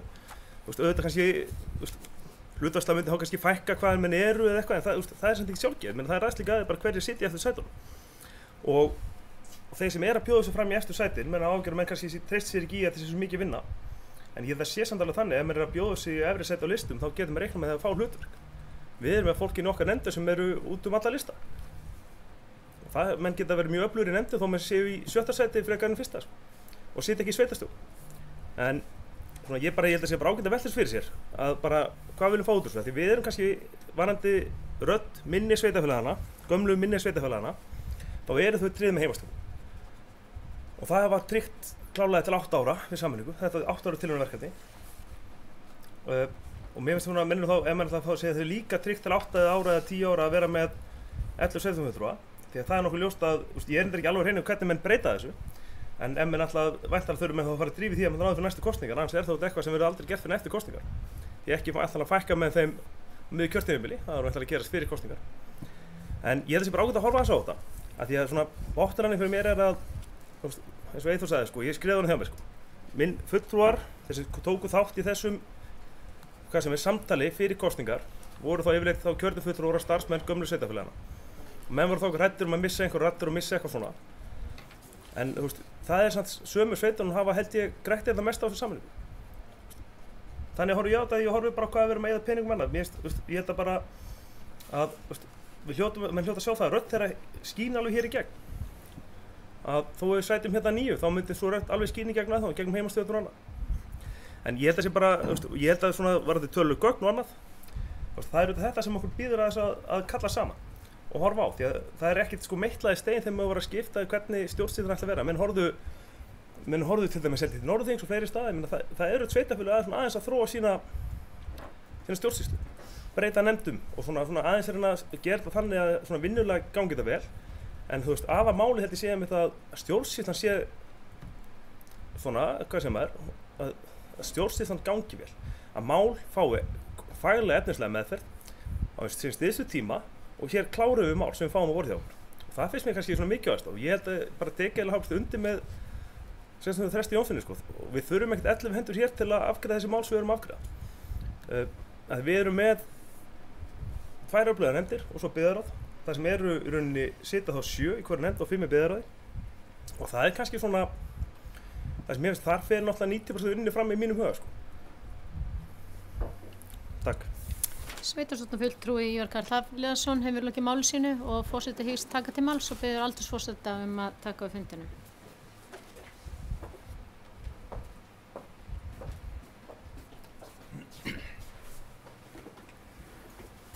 Forseti sveitarstjórnar Berglind Harpa Svavarsdóttir hefur óskað eftir að taka til máls. Gjörðu svo vel. Takk fyrir, forseti, góði fundamenn. Mér finnst þetta bara hafa verið ægilega góðar umræður hér og ég er bara ánægð að fá þennan lið inn þótt að hann sé mjög þrönga sýn sko, bara að minnka, en eins og umræðan hefur verið og þau fylgigögn sem komu með að það eru bara þessar hugleiðingar varðandi önnur ráð og heimastjórnir og fleira og þetta höfum við gert. Við höfum eins og með heimastjórnir og þetta er í rauninni bara ákveði verkefni sem við erum alltaf að þróa og gera betur og það höfum við gert eins og með til fullnaðarafgreiðslu eins og með heimastjórnir. Við viljum ekki hafa sveitarfélagi þannig að mál sé bara fari hér fram og tilbaka án í rauninni afgreiðslu. Við viljum bara að við séum bara mjög öflugt apparat og fagleg og þess vegna finnst mér bara mikilvægt að hlusta á bara allt sem kemur á borði. Varðandi framgang þessa máls eins og ég fekk spurningu það og að því að þetta gengur út á að vísa til byggðarráðs til í rauninni faglegar umræðu þar og það finnst mér einmitt bara mikilvægasta málið. Við tökum það þar inn og við munum alveg mjög líklega að við tökum inn náttúrulega sem þennan lið, tökum umræðuna og munum líklega að búa til ákveðin viðtakan lið þar sem að hefur hefur öll þessi málefni í rauninni bara þetta sem tengist ráðunum og heimastjórnum og svo hefur maður heyrt eins og með erindisbréf heimastjórna að formenn þar hafi eitthvað skoðunum að það væri hægt að setja eitthvað meira skýrara þar innvarandi íbúafundi og fleira. Þetta er það sem við erum alltaf að gera. Bara bara endurspegla þetta allt saman hjá okkur og við erum ekkert bara að fara, já, herðu, við ætlum að minnka niður í þetta, veist, við gerum það ekki nema við getum rökst þetta með góðu móti. En eins og með sko 9 yfir í 7, það er nú að fyrsta sem ég sé fyrir mér að það væri nú frekar 9, en við eigum eftir alla þessa faglegu umfjöllun. Og þá er það eins og fólk hefur svo sem verið að benda á að með 11 aðalmenn í sveitarstjórn að það eru íbúar sem eru 10.000 og fleiri eru með 11 til 15, þannig að við erum alveg sko og varandi 7 til 11 aðalmenn, það eru sveitafélög frá 2000 yfir í 9.999 sko, þannig að hérna það er alveg spurning, en við erum ekki bara að spá í þessum íbúafjöldan, við erum náttúrulega bara viljum vera öflugt apparat, við viljum auðvita að sem flestir bjóði sér fram líka í aðdraganda kosninga, við erum alveg að gera, við sjáum það eins og með þessa gríðarlegu endurnýjun á fólki, 70-100% endurnýjun á sveitarstjórnarfólki á milli kosninga og þetta er áhyggjuefni. Þetta er alveg krefjandi og maður vill að sem flestir bjóði sig áfram og auðvita frá sem mestum kjörnum. En það er bara orðið þannig með lífið í dag þegar fólk á börn og er einhverjum störfum og svona, að það er ekkert allir sem sjá sér fært að starfa í þessu. Og og allavega að gefa færi á því og það er alltaf fyrsta val að hafa frá öllum kjörnum, en við erum auðvitað með 4 kjörna og það er náttúrulega í sveitarstjórn er ekki hægt að hafa 4 í hverju framboði sko, það er þið nú eitthvað, þannig að það er voðalega erfitt en að það dreifist allavega á milli framboði að alltaf skemmtilegast að hafa raddir þar og auðvitað alltaf best að fá raddir hérna frá þessum stöðum, en ég vona líka að við séum bara komin sko líka það framalega, mér finnst hérna upp á vinnun okkar að gera alla þessa gríðarlegu uppbyggingu sem hefur farið fram, ekki síður þá heldur í þessu minni byggðakjörnum að við erum bara öll sem eitt og við tölum þannig og vinnum þannig og ég vona að fólk sjáu það í störfum okkar. Þannig að þrátt fyrir að maður við förum öll fram með eitthvað ákveðna lista og maður hefur ekki dreifingu og þá vil ég ekki að fólk hafi áhyggjur af því. Ef það fæst ekki fólk á lista, þá er það bara þannig að við erum bara búin að viðurkenna hvernig við störfum hér og erum alltaf að gera gott betra. Og mér finnst það og auðvitað erum við við erum verið að líta til okkar með þessa aðferðafræði, heimastjórnir og þetta er bara gengið vel, en við höfum samt verið að taka skref til þess að gera þetta ennþá betra. Við erum bara að hjóla og svo bara er alltaf eitthvað svona aðeins sem við þurfum að laga. Þannig að þetta er einn vingillinn á þessu. Getum við minnkað sveitarstjórnarfulltrúa hér, það auðvitað lækkar kostnaðinn, við viljum svona vera öflug heild, við viljum samt eiga eftir heilmikla fjármuni eins og í fjárfestingar og reka sveitafélagi vel, að við sjáum það bara hérna í þessum byggðakjörnum okkar sem að sameinuðust að í ansi langan tíma hafði lítið ekkert verið gert. Það voru bara ekki fjárhagslegu burðir og við erum búin að sýna að við erum búin að lyfta grettistaki í fjárfestingum og fleira og mér finnst það bara aðdánavert, alveg frábært og það dregur fólk í alla þessa kjarna og mér finnst við alltaf vera að stíga skref lengur og lengri í þeim málum.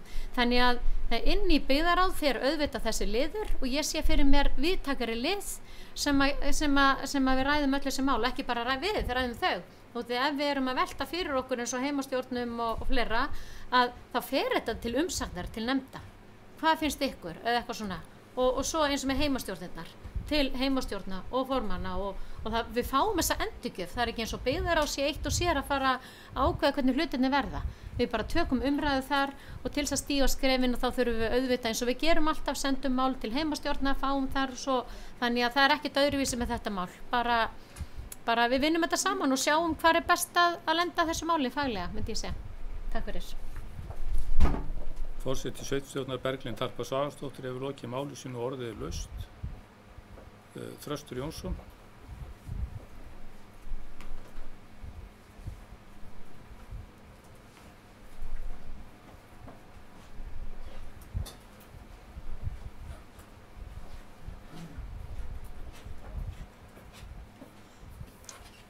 Já, forseti og aldursforseti, annað gott fundafólk. Líflegum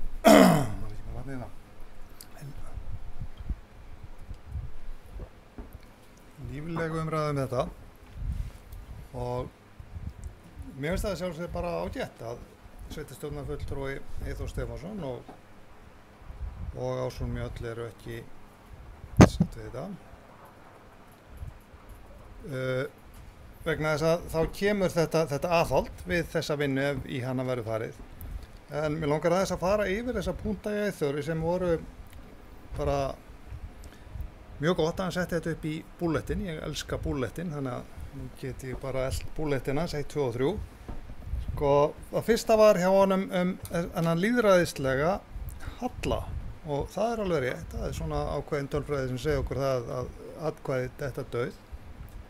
Ef það væri nú svoleiðis að það væri einhver ágreiningur, það væri kannski gaman í þessari vinnu sem vonandi fer fram í byggðarráði, fá statistíkina, hvað eru mörg mál sem koma fyrir sveitarstjórn, þar sem allar hendur fara ekki á loft. Þau eru ekkert rosalega mörg. Það er ekki eftir minni reynslu eftir að vera hérna í 6 ár. Þannig að ágreiningurinn í sveitarstjórn er yfirleitt mjög lítill og það var það ein af röksendunum. Þetta væri mjög mikil svona, hvað við kalla það, bara afgreiðslu pólitík þegar það er komið upp í sveitarstjórn. Það gildir eins og allt annað ráðin. Ég sit í byggðarráður endar bara sem áheyrnar fulltrúi en þar fer þessi blóð, svit og tár vinna fram. Hún fer fram í ráðan. Og síðan koma hluti til afgreiðslu hér upp í sveitarstjórn.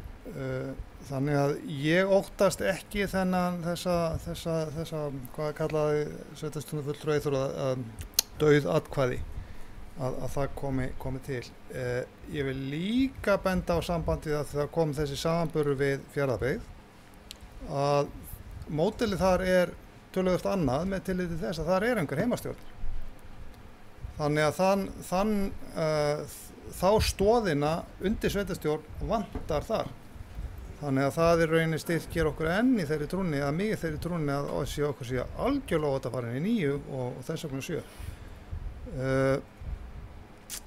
Númer 2 var kannski svona stórt segið hjá Eyþóri sveitarstjórnarfulltrúa tengingin við fagráðin og tengingin við heimastjórnunar. Og það er vissulega rétt, það er mikilvægt að þær tengingar séu til. Ég hins vegar kannski bara brestur mig vitsmunni til en ég skildi samt ekki alveg rökstuðningin þarna við það vegna að sú tenging einhvern veginn laskist við það að fækka sveitarstjórnum. Við erum eftir sem áður 9 og fagráðin eru 3. Þannig að jafnvel 7 og ef það væri bara 7 þá væri meiri hlutin 4. Það er ennþá ef að meiri hlutin vill eingöngu hafa sem sagt formenn í öllum löndum eins og hefur verið, þá er borð fyrir báru þar. Þannig að ég óttast það heldur ekki. Hins vegar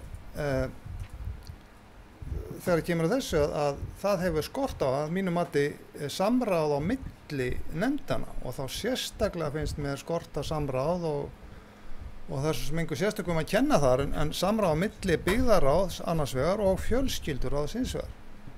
Og það er mjög bagalegt vegna þess að fjölskylduráð er í rauninni valdamesta ráðið af þessu þremur vegna þess að þeir fara með svo svakalega mikið magn á peningar. Það eru þeir sem í rauninni hafa stjórn og kontról á megnunu af útgjöldum sveitarfélags. Þannig að þar mætti bæta. Síðan var þetta með að sveitarstjórnarfulltrúarnir komi hver úr sínu horninu. Sveitarstjórnarfulltrúi Eyþór Stefánsson tók samlíkinguna af kjördæmaskipaninni við sveitarfélag. Það er mjög ósanngjarn samanburður. Vegna þess að þegar við tölum sveitarfélag þá er það bara neðsta stjórnsýslustig. Það er engin skipting þar neitt fyrir neðan. Við erum bara eitt sveitarfélag og það er ekki skipting þar fyrir neðan. Ef við tökum kjördæmið þá eru mörg sveitarfélag í kjördæminu hins vegar. Það er bara allt annað handleggur að díla við þegar það kemur að þessu. Að við getum Múlaþing getur orðið hornreka samanburði við miklu sterkar og öflugri sveitarfélag sama kjördæmi til dæmis Akureyri. Reynda finnst mér það hafa batnað mjög mikið og mér finnst skilningurinn á Akureyri hafa aukist mjög gagnvart okkur og fleirum minni sveitarfélögum. En mér finnst það ósanngjarn samanburður vegna þessa. Svo líka annað í þessu sem að mig furðar í málflutningi Eyþórs Stefánssonar, það er það að geta bara ekki sætt sig við það að við erum orðin eitt sveitafélag. Við erum ekki 4 sveitafélag lengur og förum að sýna það alvarlega í verki öll sumul. Við erum ekki 4 sveitafélag lengur, við sameinumst til þess að verða eitt sveitafélag. Þar með ber okkur sem sveitarstjórnarfulltrúum og nefndafólki öllu að bera hagsmuni allra íbúa fyrir brjósti. Þannig að mér leiðist alveg ofboðslega þessi tilbúni repparíu sem virðist vera hér enn við líði, því miður. En vonandi dofnar hann. Hitt er að mála með þetta skemmtilegur útreikningur og var svolítið hugsið því hjá sveitarstjórnarfulltrúa Eyþóri kostnaðinn og ef að þetta sé rétt, hann reiknar með þarna 2,7 milljónum á sveitarstjórnarfulltrúa á ári, sem minnir mig nú á það sveitarstjórnarstarfið er nú ekki rosalega vel borgað, fer í þetta heilmikil tími og vinna. Nú, það myndi vera sinnum 4, sinnum cirka 1,3 og þá ertu komin upp í einhverjar 17 milljónir, ekki, cirka. Þannig að við erum þetta nokkuð með sama rólinu, svo er annað kostnaður, þannig að við erum að tala einhverstaðar 20-30 milljónir. Þannig að niðurstaðan hjá okkur báðum er nánast svo sama, við bara komum að í sitt hvoru megin. Það er svo sem engin stór penningur, engin stór sparnaður sem skiptir sköpum, en það er allt. Það telur allt í þessum rekstri. Það er maður búin að sjá á þessum árum sem maður búin að vera hér inni. Og Eyþór nefndi líka að við varum farin að fara út á víð og dreif með þetta, skoða allt heimastjórnun og allt saman. Nei, það er ekki alveg, það er ekki það sem er verið að tala um. Það er verið að tala um það, við erum að setja fókusin á það að mögulega ætlum að fækka sveitarstjórnarfulltrúum. Hvað þýðir það fyrir hinar einingarnar, nefndirnar og heimastjórnunar? Það þarf auðvitað að skoða það mjög vandlega og það er það sem við erum að tala um. Við erum með fókusinn á að fækka sveitarstjórnarfulltrúum, ekki það að fara að breyta öllu kerfinu, heldur það að hafa fókusinn þar, sjá hvaða áhrif það hefur annars staðar og hugsanlega þarf að bregðast við því einhvern veginn. Og svo aftur með þetta að hver kjarni eigi að hafa sinn fulltrúa og svo framvegis, jú, gott að blessa. En til þess voru einmitt heimastjórnar meðal annars stofnaðar, að kjarnarnir hefðu áhrif í gegnum heimastjórnar. Nú ef mönnum finnst það draga einhvað úr áhrifum og fækka sveitarstjórnarfulltrúum, þá skoðum við náttúrulega bara, getum við þá gert einhvað í heimastjórnunum til mótvægis við það. Þannig að mér finnst bara tímabært að skoða þetta, það líður að kosningum og þetta kjörtímabil klárist, svo við skoðum þetta þá ekkert aftur, ef við gerum ekki núna, tækifæri kemur ekkert aftur fyrir eftir einhver 4-5 ár.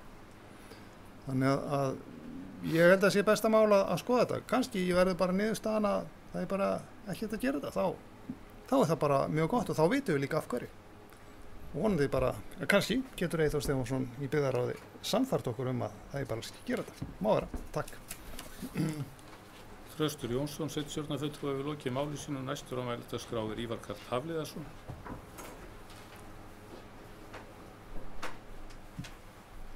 Forsetana fundu fólk. Ég ætla nú ekki að hafa þetta langt. Ég fór bara að ganni sem ég hafði fyrst að gera fyrir fund, að skoða bara hvernig þetta er annars staðar og fór svona hundavad yfir 10 stærstu sveitarfélögin. Því miður virðist við Múlaþing vera númer 11 á allan við síðustu áramót. En eins og fram hefur komið þá eru íbúar Fjarðabyggðar rúmið 5.000 með 9 fulltrúa og Akraness eru 9.000 íbúar með 9 fulltrúa. Önnur sveitarfélög utan við Reykjavíkur öll með 11. Og kannski var þetta bara ákveðið bjartsýni hjá þeim sem koma að stofna Múlaþings að við ættum heima þetta með þessum sveitarfélögum sem eru með svona, ef að segja, 13 til 40.000 íbúa. Við þyrftum bara álíka skipurit á þau. En svona, við talum hvað fellir mikið dött og annað, ég held að við áttum svolítið því að þó við færum 9 þá væri við samt betur stöddun á flest önnur sveitarfélög. Kópavogur með 40.000 íbúa með 11 fulltrúa. Og þarna höfum við 31.000. Reykjanesbær, Garðabær, Akureyri, þetta er í kringum 20.000. Þannig að ég held að það að hér falla eitthvað meira niður, ég held að við séum í rauninni mun betur en flestunum sveitarfélög með það. En þetta er bara svona eftir að rennt svona hratt yfir þá svona fór ég að hugsa mér finnst bara alveg þess virði að velta fyrir okkur, hver er þörfin á fjölda fulltrúa? Sveitarstjórnarfulltrúi Ívar Karl Hafliðason hefur lokið máli sínu og næst á mælendaskrá Ásrún Mjöll Stefánsdóttir.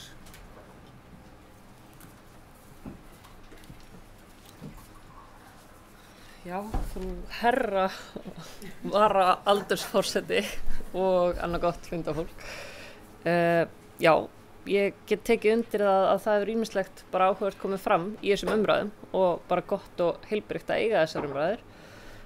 Og get svo sem þá kannski bara gert grein fyrir atkvæðu mínu að ég mun kjósa með þessu að því að ég held að það bara saki ekki eins og ég sagði áðan að skoða þetta og bara því fleiri gögn sem við fáum og betri og dýpri umræður sem muni þá vonandi eiga sér stað innan byggðarás og þá koma til umsagnar hjá öðrum nefndum. Ég held að það getur bara verið að einu góða en ég vil samt sem áður kannski mótmæla því daldi í máli sveitarstjórnarfulltrúar Þrastar að þetta sé bara einhver hrepparígur. Mér finnst það svona kannski fullgróft. Ég held bara að við erum fjölbreytt sveitafélag, við erum víðfemt sveitafélag. Hér alls konar fólk af alls konar bakgrunni. Við búum á sikkurum staðnum og þessi staðir hafa ólíkar áherslur og innan þeirra eru líka ólíkar áherslur en þar sem að ég á við með því að ég haldi að 11 hendur séu í okkar tilfelli kannski betri heldur en 7 og þá erum við í sikkurum öfgunum en ekki í miðjunni af 9 fulltrúum. Kannski það bara gott og gilt að fækka niður í 9 er bara að ég vil að sem fjölbreyttust sjónarmið komi hérna fram. Ekki meira í bili, takk.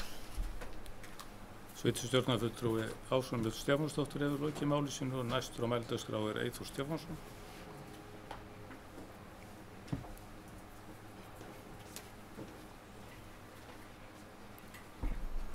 Já, herra forseti og aðri fundarmenn.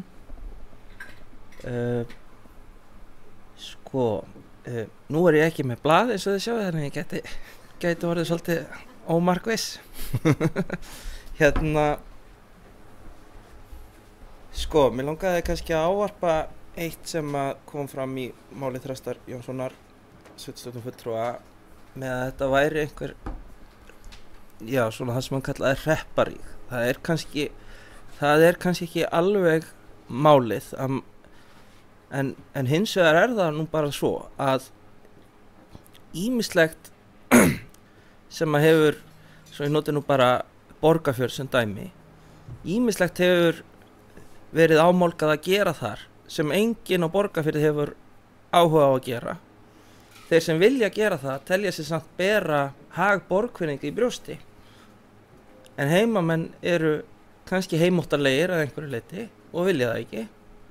Það er ekkert víst að hefði verið hægt að koma í veg fyrir það nema það vill svo til að það er svo við höfum svo mikið lýðræðislegt vægi borgfirðinga með 2 í sveitarstjórn að þá hefði kannski ekki verið komið í veg fyrir það nema því að einmitt vegna þess.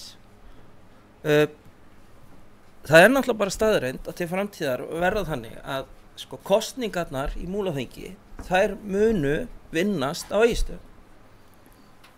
Þeir eru að kjósa til sveitarstjórnarkosningar í Múlaþingi. Nú ætlum ég bara að nota einhverja tilbúið dæmi. Einhver gæti komið fram og sagt, heyrðu, ég ætla það er betra fyrir íbúa Múlaþings að við seljum Herðubreið á Seyðisfirði. Viðkomandi fær ekki 1 atkvæði á Seyðisfirði, en hann getur náð meirihluta því hann er að selja Egilsstaðabúum þetta. Eða þá er kannski mikilvægt að sé einhver Seyðfirðingur í sveitarstjórn sem að kannski best gegn þessu því að heimastjórnar hafa takmörkuð völd hvað þetta snertir þó það getur sett sig upp á móti þessu þá hafa þær ekkert neitunarvald í að selja Herðubreið eða eitthvað svoleiðis. Þannig að þetta var bara svona tilbúið íkt dæmi. Svo sjáum við það að nú bara hægt að nota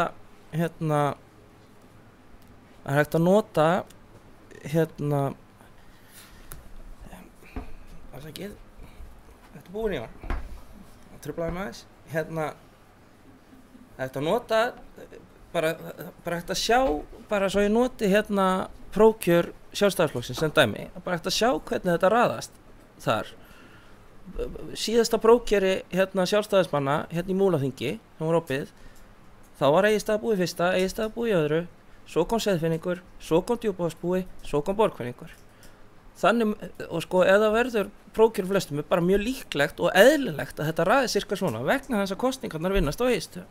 Svo getur þú hort á kjördæmið. Mér finnst það ekki ósakjörn samanburður sko þeir eru að bera saman þessa lýðræðislegu þætti og hvað var að segja hræðslu minnimáttar í báðum tilfellum. Þú getur man ekki alveg hvernig Þröstur Jónsson orðaði að sko Austurland yrði hornrek eða Múlaþing yrði hornrek að gagnvart Akureyrarbæ. Það er alveg sagt að stilla því upp að Djúpavogsbúar upplifir sig hornrek að gagnvart því sem að stjórnsýslan er ákveða á Egilsstöðum. Hvar stjórnsýslan er, ég veit ekki alveg, 70-80% staðsett í sveitarfélaginu okkar, ef það er ekki meira. Svo ég haldi áfram, af því að ég er sérlega áhugamaður prófkjör sjálfstæðismanna, þú veist, svo getur þú tekið Norðausturkjördæmi. Hvað gerist þar? Jú, það var Akureyringur fyrsta, Akureyringur í öðru, svo kom Gauti. Ég er að tala þegar það var síðast opið kjördæmi hjá þér, þar sem allir fengi að taka þátt, Ívar Karl. Þannig að það var ekki á flokksráðsþinginu eða hvað það nú heitir. Þannig að þannig var það. Nú man ég ekkert hvað ég ætlaði að segja mér. Ég ætlaði nú að segja eitthvað meira, en þetta duga. Sveitarstjórnarfulltrúi Eyþór Stefánsson hefur lokið máli sínu og næstan vælandaskrá er Ásdís Hafrún Benediktsdóttir, sveitarstjórnarfulltrúi.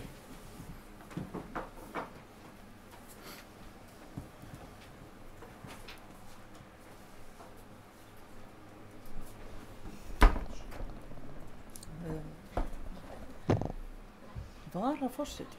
Hann var að ávarpaði varaforseta, aldursforseta og ágætu fundamenn. Ég ætla að tvítaka þetta og bæta forseta við því ég held ég hafi gleymt mér á það. Ég kom í pontu á þess að ávarpa fundin formlega. Það er náttúrulega Helgi Spjöll, hálfgerð. En mér finnst þetta skemmtileg umræða sem hefur farið hérna fram. Mér fannst góð orð hér áðan það að hlutverk sveitarstjórnarfulltrúa væri það að hlusta á íbúa í öllu sveitarfélagi. Svo fannst mér það sérstaklega skemmtilegt í ljósi þess að hér hafa íbúar úr minni byggðarkjörnum komið í pontu og viðraða áhyggjur sínar af því hvaða áhrif það hefur á minni byggðarkjörnana að fækka sveitarstjórnarfulltrúum. Það var enginn hlustað á það. Þó þeir séu íbúar í minni byggðarkjörnum, hafi reynslu af því og viti hvernig er að búa þar. Þá eru fulltrúar í stóra byggðarkjörnunum sem að eiginlega hundsa þann málflutning að þetta geti skipt máli. Þannig að orð og gerðir fara ekki alltaf saman hjá sveitarstjórnarfulltrúum, hvorki í Múlaþingi eða annars staðar. Það hefur svo sem flest komið fram sem að mér langaði til þess að ræða í sambandi við þetta. Bæði Ásrún og Eyþór hafa verið duglegri við að koma í pontu en ég og viðrað mínar áhyggjur af þessu og mínar skoðanir. En varðandi það að 11 uppréttar hendur hafi meira vægi heldur en 9, megum við þá ekki alveg fara með það bara niður í 5 eða 3. 5 sveitarstjórnarfulltrúar væri mun ódýrara, það munar ekkert 2. 5 væri mun ódýrara og þá væri hægt að manna 4 heimastjórnir og 1 sveitarstjórnarfulltrúi geti leyst alla í hinna af sem varamaður. Og við þurfum ekki svona marga sveitarstjórnarfulltrúa til þess að tryggja það að rödd sem flestra heyrist vegna þess að við höfum öflugar heimastjórnir. Heimastjórnir eru vissulega öflugar, þær hafa mótað sitt starfsvið mjög á þessum 5 árum er það ekki sem að við höfum verið til. Og ég verð að segja það að mér finnst með litlu heimastjórnirnar, það eru allar jafnstórar, mér finnst heimastjórnirnar á litlu stofunum hafa verið duglegastar við að móta þetta starfsvið og láta á sér bera. En ef við ætlum að fækka sveitarstjórnarfulltrúum og efla og ætlast þá til meira af heimastjórnum, þá þurfum við líka að skoða það að heimastjórnarmaður fær laun fyrir að sitja 1 fund pluss sömu uppæð á mánuði fyrir að undirbúa sig fyrir fund. þeir sem að ég þekki eyða miklu meiri tíma heldur en tekur það að halda eitt fund í það undirbúa fundina, lesa sér til og kynna sér málin. Ég þekki auðvitað ekki alla, en ég veit að þetta gildur heimastjórnarfólk á Djúpavogi. Formenn þurfa að vera veltengdir inn í sveitarstjórn og það er betra að þeir séu ekki nátengdir svæðunum. Það er spurning hvort að hversu fjartengdir þeir eiga í raun og vera að vera. Þurfa þeir að koma á svæðið einu svona ári eða bara einu svona yfir kjörtímabilið, eða þurfa þeir að mæta reglulega og tala við íbúa og mæta á íbúafundi. Íbúafundir heimastjórna hafa verið að mótast og ég verð að viðurkenna það að allur sá áhugi sem að mínir sveitungar þarna í suður Múlaþingi, þeir hafa mjög sterkar skoðanir og eru mjög duglegar að mæta, en ég er ekki viss um það að sé það allstaðar. Mér hefur stundum fundist að áhugi Egilsstaðasvæðisins á þessu sé afskaplega lítill, sýndi sér best á íbúafundunum sem að voru þegar var að kynna aðalskipulagið, og ég hef ekki mjög sterk rök fyrir því, það er meira byggt á tilfinningu að þeim finnst þeir þurfa ekki heimastjórn þegar þeir eigi sveitarstjórn. Og það er það sem að gerist mjög gjarnan, þar sem eru sterkir miðlægir gjarnar. Valdið sogast að þeim, og það að við skulum hafa áhyggjur af því í minni byggðarlögunum, það er ekkert ástæðulausu.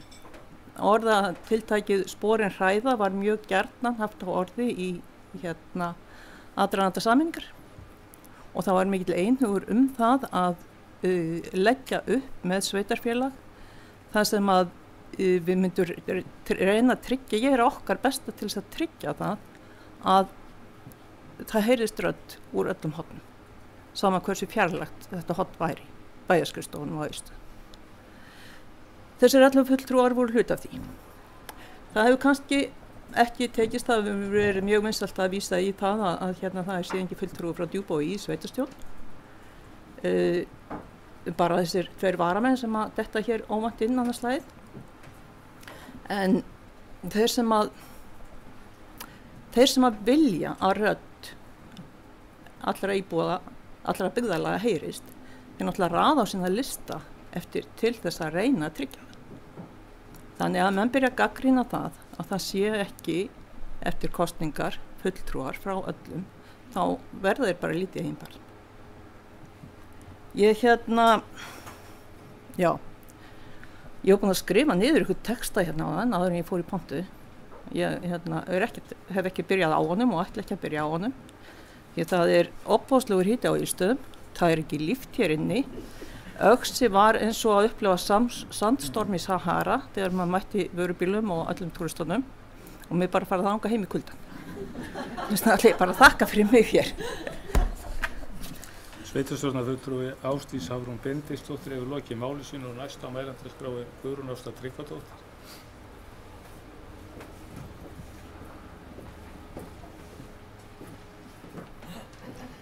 Kæri aldursforseti og aðrir fundarmenn, ég ákvað að skilja mitt nóturnar mínar eftir af því að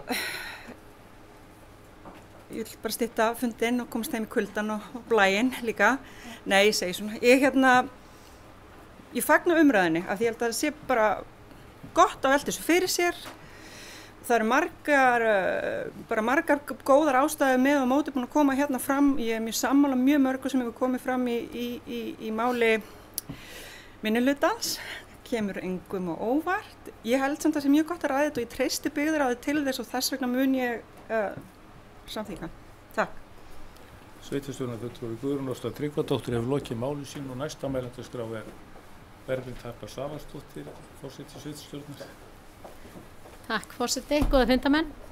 Það er heldur betur búin að vera lífleg umræða og sem er bara mjög gott og það er ekki eins og við séum að ákveða eitthvað nákvæmlega hér í dag og það er að gera að vera hugsa þetta eins og við segjum út á suður og svona, en mér var aðeins, ég hlýt bara eiginlega að hafa misheyrt áðan út af því að mér fannst verið að vitna í orð sveitarstjórnarfulltrúa stærri kjarnana og byggðikjarnana að við sveitarstjórnarfulltrúar stærri kjarnans væru með eitthvað að hunsa það sem að þeir var að segja frá smærri kjörnunum. Ég vona einlega ég hafi bara eiginlega miskilið þetta út af því að ég tek þessu bara alls ekki þannig. Ég til að við bara öll að segja okkur skoðun eins og við gerum hérna í okkar lýðræði hérna og svo þegar við erum að tala með eins og heimastjórnir og fleira, þetta er bara umræða sem fer fram faglega en varðandi svona vangaveltur varðandi virkni heimastjórna og það séu betri minni byggðakjörnum og svona, þetta er bara öðruvís og ég hef meira þess að heyrt eins og með heimastjórni hérna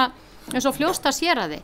Þetta er alveg gríðarlega mörg erindi sem koma þar. Bara svona afgreiðslu erindi, skipulagsfulltrúar og það er voða lítið sem að kannski er pláss fyrir mjúkumálin og íbúa að koma ykkur áfram og svona. Hér er þetta bara verið að afgreiða mikilvæg mál til þess að þú veist bara halda öllu gangandi og fólk allar að fara í framkvæmdir eða hvað sem það er að við komum í afgreiðslu erindi en þetta er svolítið mikið afgreiðslu erindu þar sem að þannig að ég hef alveg heyrt til dæmis hugleiðingunum það að það þyrfti að vera 2 fundir þar allavega mánuði sökum þess hvað dagskráin er rosalega umfangsmikil og löng þannig að ég og svo alveg kveikir í manni það er bara talað heil lengi prófkjör sjálfstæðismanna þannig að ég get nú ekki annað en komið aðeins upp og orða það aðeins þannig að það var verið að ræða svona hvernig þar fór fram það er bara lýðræðislegt líka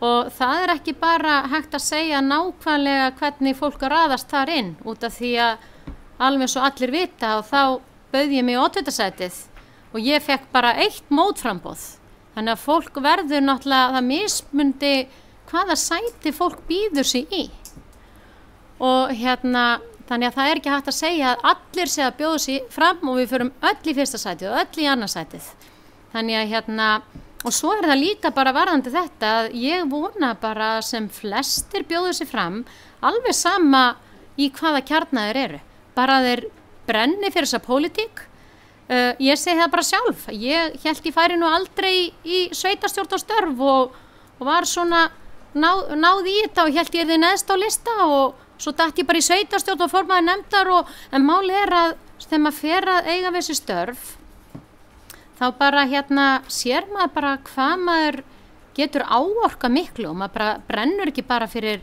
stóra byggðakjarna heldur brennur fyrir allt Múlaþing, það er bara þannig og ég vona innilega að fólk átti sig á því líka eftir þennan fund að þráttur að maður skilji stundum þessa tilfinningu svona hræðslu við að vera minni byggðakjarni en þá bara eins og ég sagði hér fyrir í dag að allt sem við erum búin að gera núna í öflugri uppbyggingu innviða í bara líka minni kjörnunum að það bara hefur bara ekki annað en skerst í 20 ára sko í þeim kjörnum þannig ég trú ekki annað en að við fáum bara einhver prik fyrir það og við ætlum að halda fram að standa okkur vel og ekki bara sem Múlaþing og sem eitt sveitafélag en hér tala ég líka sem formaður sambands sveitafélag á Austurlandi og við verðum bara þétta raðirnar og ekki bara í Múlaþings heldur bara allt Austurland saman hér búum við það búið að vera að tala um kjördæmið og nú er það bara varðandi jöfnunarákvæði við erum að missa þingmannina frá okkur í næstu kosningum fáum við 1 þingmanni minna þannig við verðum bara að ýta okkur saman og vera öflug bæði innan Múlaþings og allt Austurland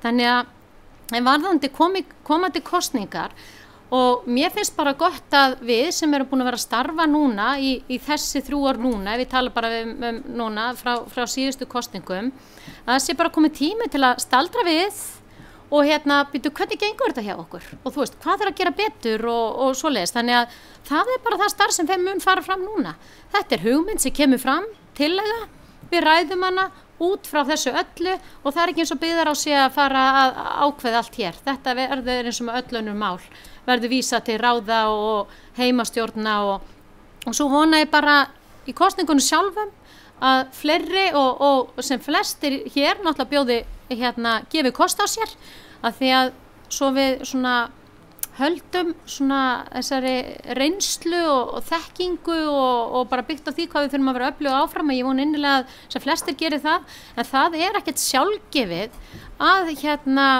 fólk úr öllum byggðakjörnum bara nenn að standa í þessu það hefur komið hér fram í máli nokkra bara hver vinnan og það gríðarleg vinna í kringum þetta, þú veist, það náttúrulega borgað fyrir fundina, misjafnt eins og kom fram hver mikill undirbúningstími og svona, en þegar maður bara brennur fyrir þetta þá bara maður að setja sig allan í þetta. Þannig ég vona innilega að fleiri hafi áhuga á því að stíga fram og vera bara ofarlega á listum, en það sem að maður búin að vera svona að skoða í þeim málum, þá hef ég bara áhyggjur af því að fólk náttúrulega bara upptekið við mikla vinnu og börn og hefur pínlítinn frítíma. Það til í að eyða frítímanum í þetta. Þú veist, ég vona innilega, við verðum að vera eitthvað þarna, en maður veit ekkert, þannig að þetta ekki bara hverjum við hleypum að, það bara hvetja fólk til að bjóða sig fram og koma á lista og vera hluti af sveitastjórn hjá okkur. Þannig að ég búin með ræðum minna hérna. Takk fyrir. Forseti sveitastjórnar Berglind Harpa Svavarsdóttir hefur lokið máli sínu og orðið laust. Það kveður sér engin hljóðs og þannig að ég fel forseta afturstjórn fundarins.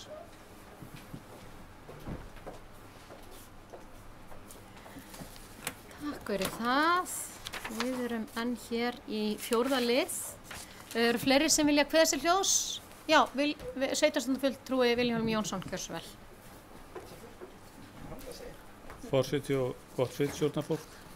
Þetta búin að vera nokkuð löng og viðamikil umræðu. Ég ætla aðeins að fara bara í fortíðina þegar við vorum í sameiningunni og markmiðin sem voru að vera með einfald og skilvirka stjórnsýslu og verja þjónustuna, og það kannski alveg tímabært að svona leggja mat á það samhliða því að við förum í þessa skoðun í byggðaráði, og kannski svona bara því að hefur verið nefnt hagræðing í þessu sambandi, að sennilega var stærsta hagræðingin við sameininguna þegar að stjórnsýslan var eða semst sveitarstjórnir og ráð og nefndir voru sameinuð, vegna þess að áður þá gengdu þessum störfum 145 einstaklingar hjá sveitarfélögunum en fóru niður í 42 samkvæmt sameiningartillögunni.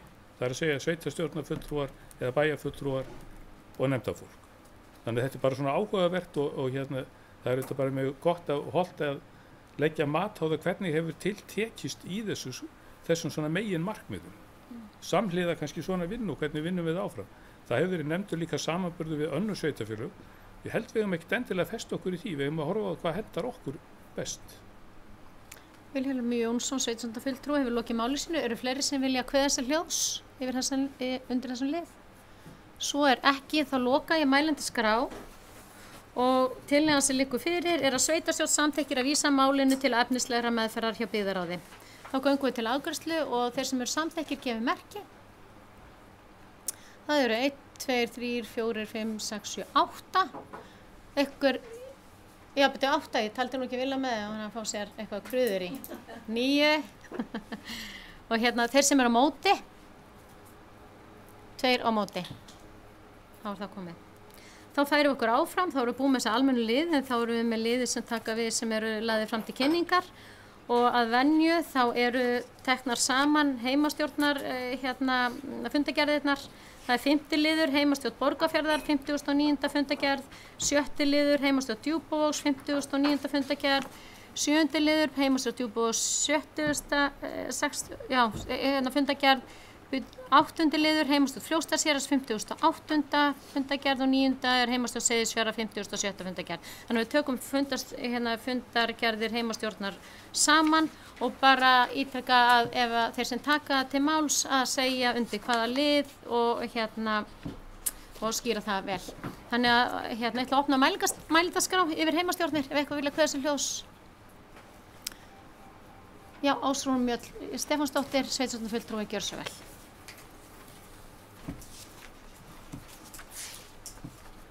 Já, frú forseti og annað gott fundarfólk. Það heimastjórn Seyðisfjarðar, 56, 9. liður þessa fundar og liður 3 þar undir.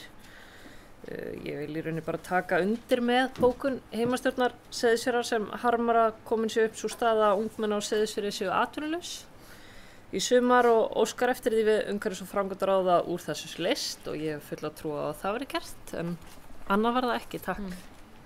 Ásrún Mjöll Stefánsdóttir hefur lokið máli sínu, sveitarstjórnarfulltrúi. Eru fleiri sem vilja kveða sér hljóðs undir heimastjórnum, fundargerðum heimastjórna? Svo er ekki, þá loka ég mælendaskrá þar og við förum í næstu liði. Það er 10. til 12. liður, það er byggðarráð Múlaþings, það eru fundargerðir 150, 151, 152 og opna mælendaskrá ef eitthvað vill kveða sér hljóðs undir þeim. Svo er ekki, þá loka ég mælendaskrá og þeir eru lagðir fram til kynningar. Þá höldum við áfram, það er 13., 14. og 15. liður, það eru umhverfis- og framkvæmdaráð, það er 147. Fundur og 148. og 149. fundur. Orðið er laust ef eitthvað vill kveða sér hljóðs. Já, sveitarstjórnarfulltrúi Þröstur Jónsson, gjör svo vel.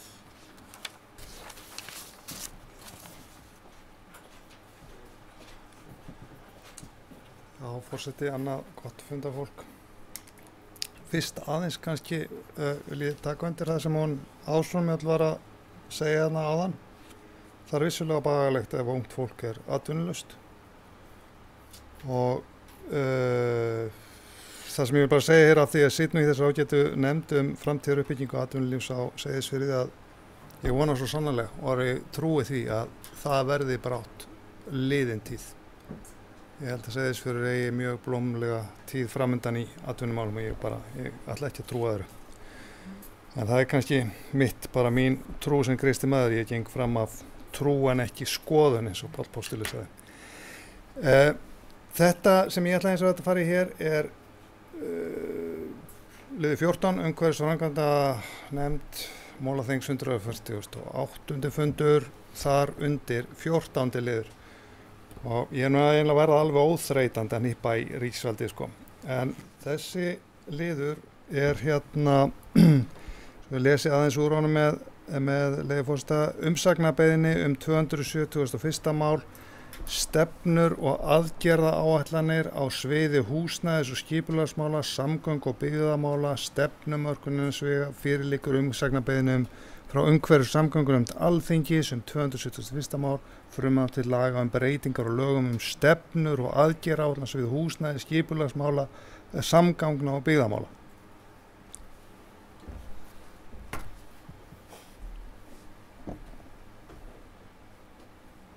Já, ég verður hljóður vegna þess að þetta tígrisdýra þjóðfélag okkar, það er alveg komið út í hörgul sko. Það eru stefnur og það eru aðgerðaáætlanir og það eru, einmitt hérna sem nefnt, samgöngumálum og svo framvegis. Ég keyrði veginn sem er lengi búin að vera besti hlutin af hringveginum í mörg ár. Allan svona vel út á landsbyggðinni, það er að segja hérna frá Egilsstöðum til Mývatns. Hann er ónýtur. Að fara að kroppa á malbygginu báðum megin, vegarslinir eru ónýtar og eins og við sáum fyrir að eitt gott rok og malbyggi fer bara af að stórum hluta. Á meðan þetta er að gerast, aðgerðaáætlanir. Borgarstefna. Nefndu það bara. Hver stefnan og áætlunum fætur öðrum, en það er eina sem er gert. Stefnurnar og áætlanirnar, það koma aldrei til framkvæmdar. Og ég kem hérna upp vegna þess að ég er orðinn svo þreyttur á þessu sem ég held við séum öll í þarna inni og bara til þess að þetta er opinn fundur í opinni dagskrá að bara skammast eina ferðin enn út í þetta ríkisvald. Það er bara í einhverjum gæluverkum. Og talað pólitískar áherslubreitingar þegar að einn okkar besti lögreglustjóri til margar áratuga rekinn í gegn. Ég er alveg hættur að skilja ykkur hérna söðu frá, svo við horfum nú bara inn í myndavélina og við erum að vera bara ansi þreytt í þessu sveitafélagi sem öðrum hvað hlutirnir sitja einhvern veginn á hakan. Það er eins og sé gjörsamlega búið að gleyma hvaðan verðmætasköpun verður í þessu þjóðfélagi. Ég ætla ekki að fara lengra út í það en þetta voru skammir ekki til meiri hlutans þessu tilfelli. Ég er ánægður með hann í dag. Ég kom hér máli í gegn á hann sem ég bara með við meiri hlutana skuli gerast. En ríkisvaldið skamma ég var hann þreyttur að því. Takk fyrir. Þröstur Jónsson, sveitarstjórnarfulltrúi hefur lokið máli sínu. Eru fleiri sem vilja kveða sér hljóðs yfir fundargerðir umhverfis- og framkvæmdaráðs Múlaþings? Svo ekki, þá þeir lagðir fram til kynningar. Þá taka við fjölskylduráð Múlaþings, það 16. og 17. liður sem eru 130. og 131. fundur. Eitthvað sem vil taka til máls undir þeim liðum. Svo ekki, þá þeir lagðir fram til kynningar, við höldum áfram, þá það 18. liður, það ungmennaráð Múlaþings. Eitthvað sem vil, það fundur 39. fundur hjá þeim, eitthvað sem vil taka til máls undir þeim lið. Svo ekki, þá hann lagður fram til kynningar og þá eru komin að síðasta liðnum hérna. Það skýrsla sveitarstjóra, 19. liður. Ég býði Dagmari Stefánsdóttur hér upp, býði skýrslu.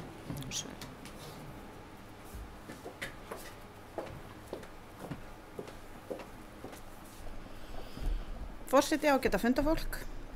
Já, hérna hvað tíminn flýgur þegar það gaman nóg að gera. Og ég átta mig á því að nú stend ég hér í vegi fyrir ykkur og góða veðrinu úti en hérna það nú bara þannig að þessar síðustu vikur hafa verið afar annarsamar og einkennst af miklu flakki sveitarstjóra. Ég ætla að gera þess grein fyrir því í þessari skýrslu þannig að hún kannski lengra lagi. Og hafa verið ýmsir fundir og viðburðir sem hafa verið sóttur upp á síðkastið. Þegar síðasti sveitarstjórnarfundur fór fram þá var sveitarstjóri staddur á stærstu ráðstefnu skemmtiferðaskipa sem fram fyrir í heiminum en hún var í Miami borg í Bandaríkjunum. Þangað fóru 2 fulltrúar Múlaþings til þess að eiga samtöl við fulltrúa skemmtiferðaskipa en það vert að minna á það að komur skemmtiferðaskipa til Múlaþings það sem skilar hvað mestum tekjum inn í Hafnarsjóð hjá okkur. Svo þetta hópur sem mikilvægt að við séum í góðum tengslu við, ekki síst nú þar sem sett hefur verið á innviðagjald á farþega skipana.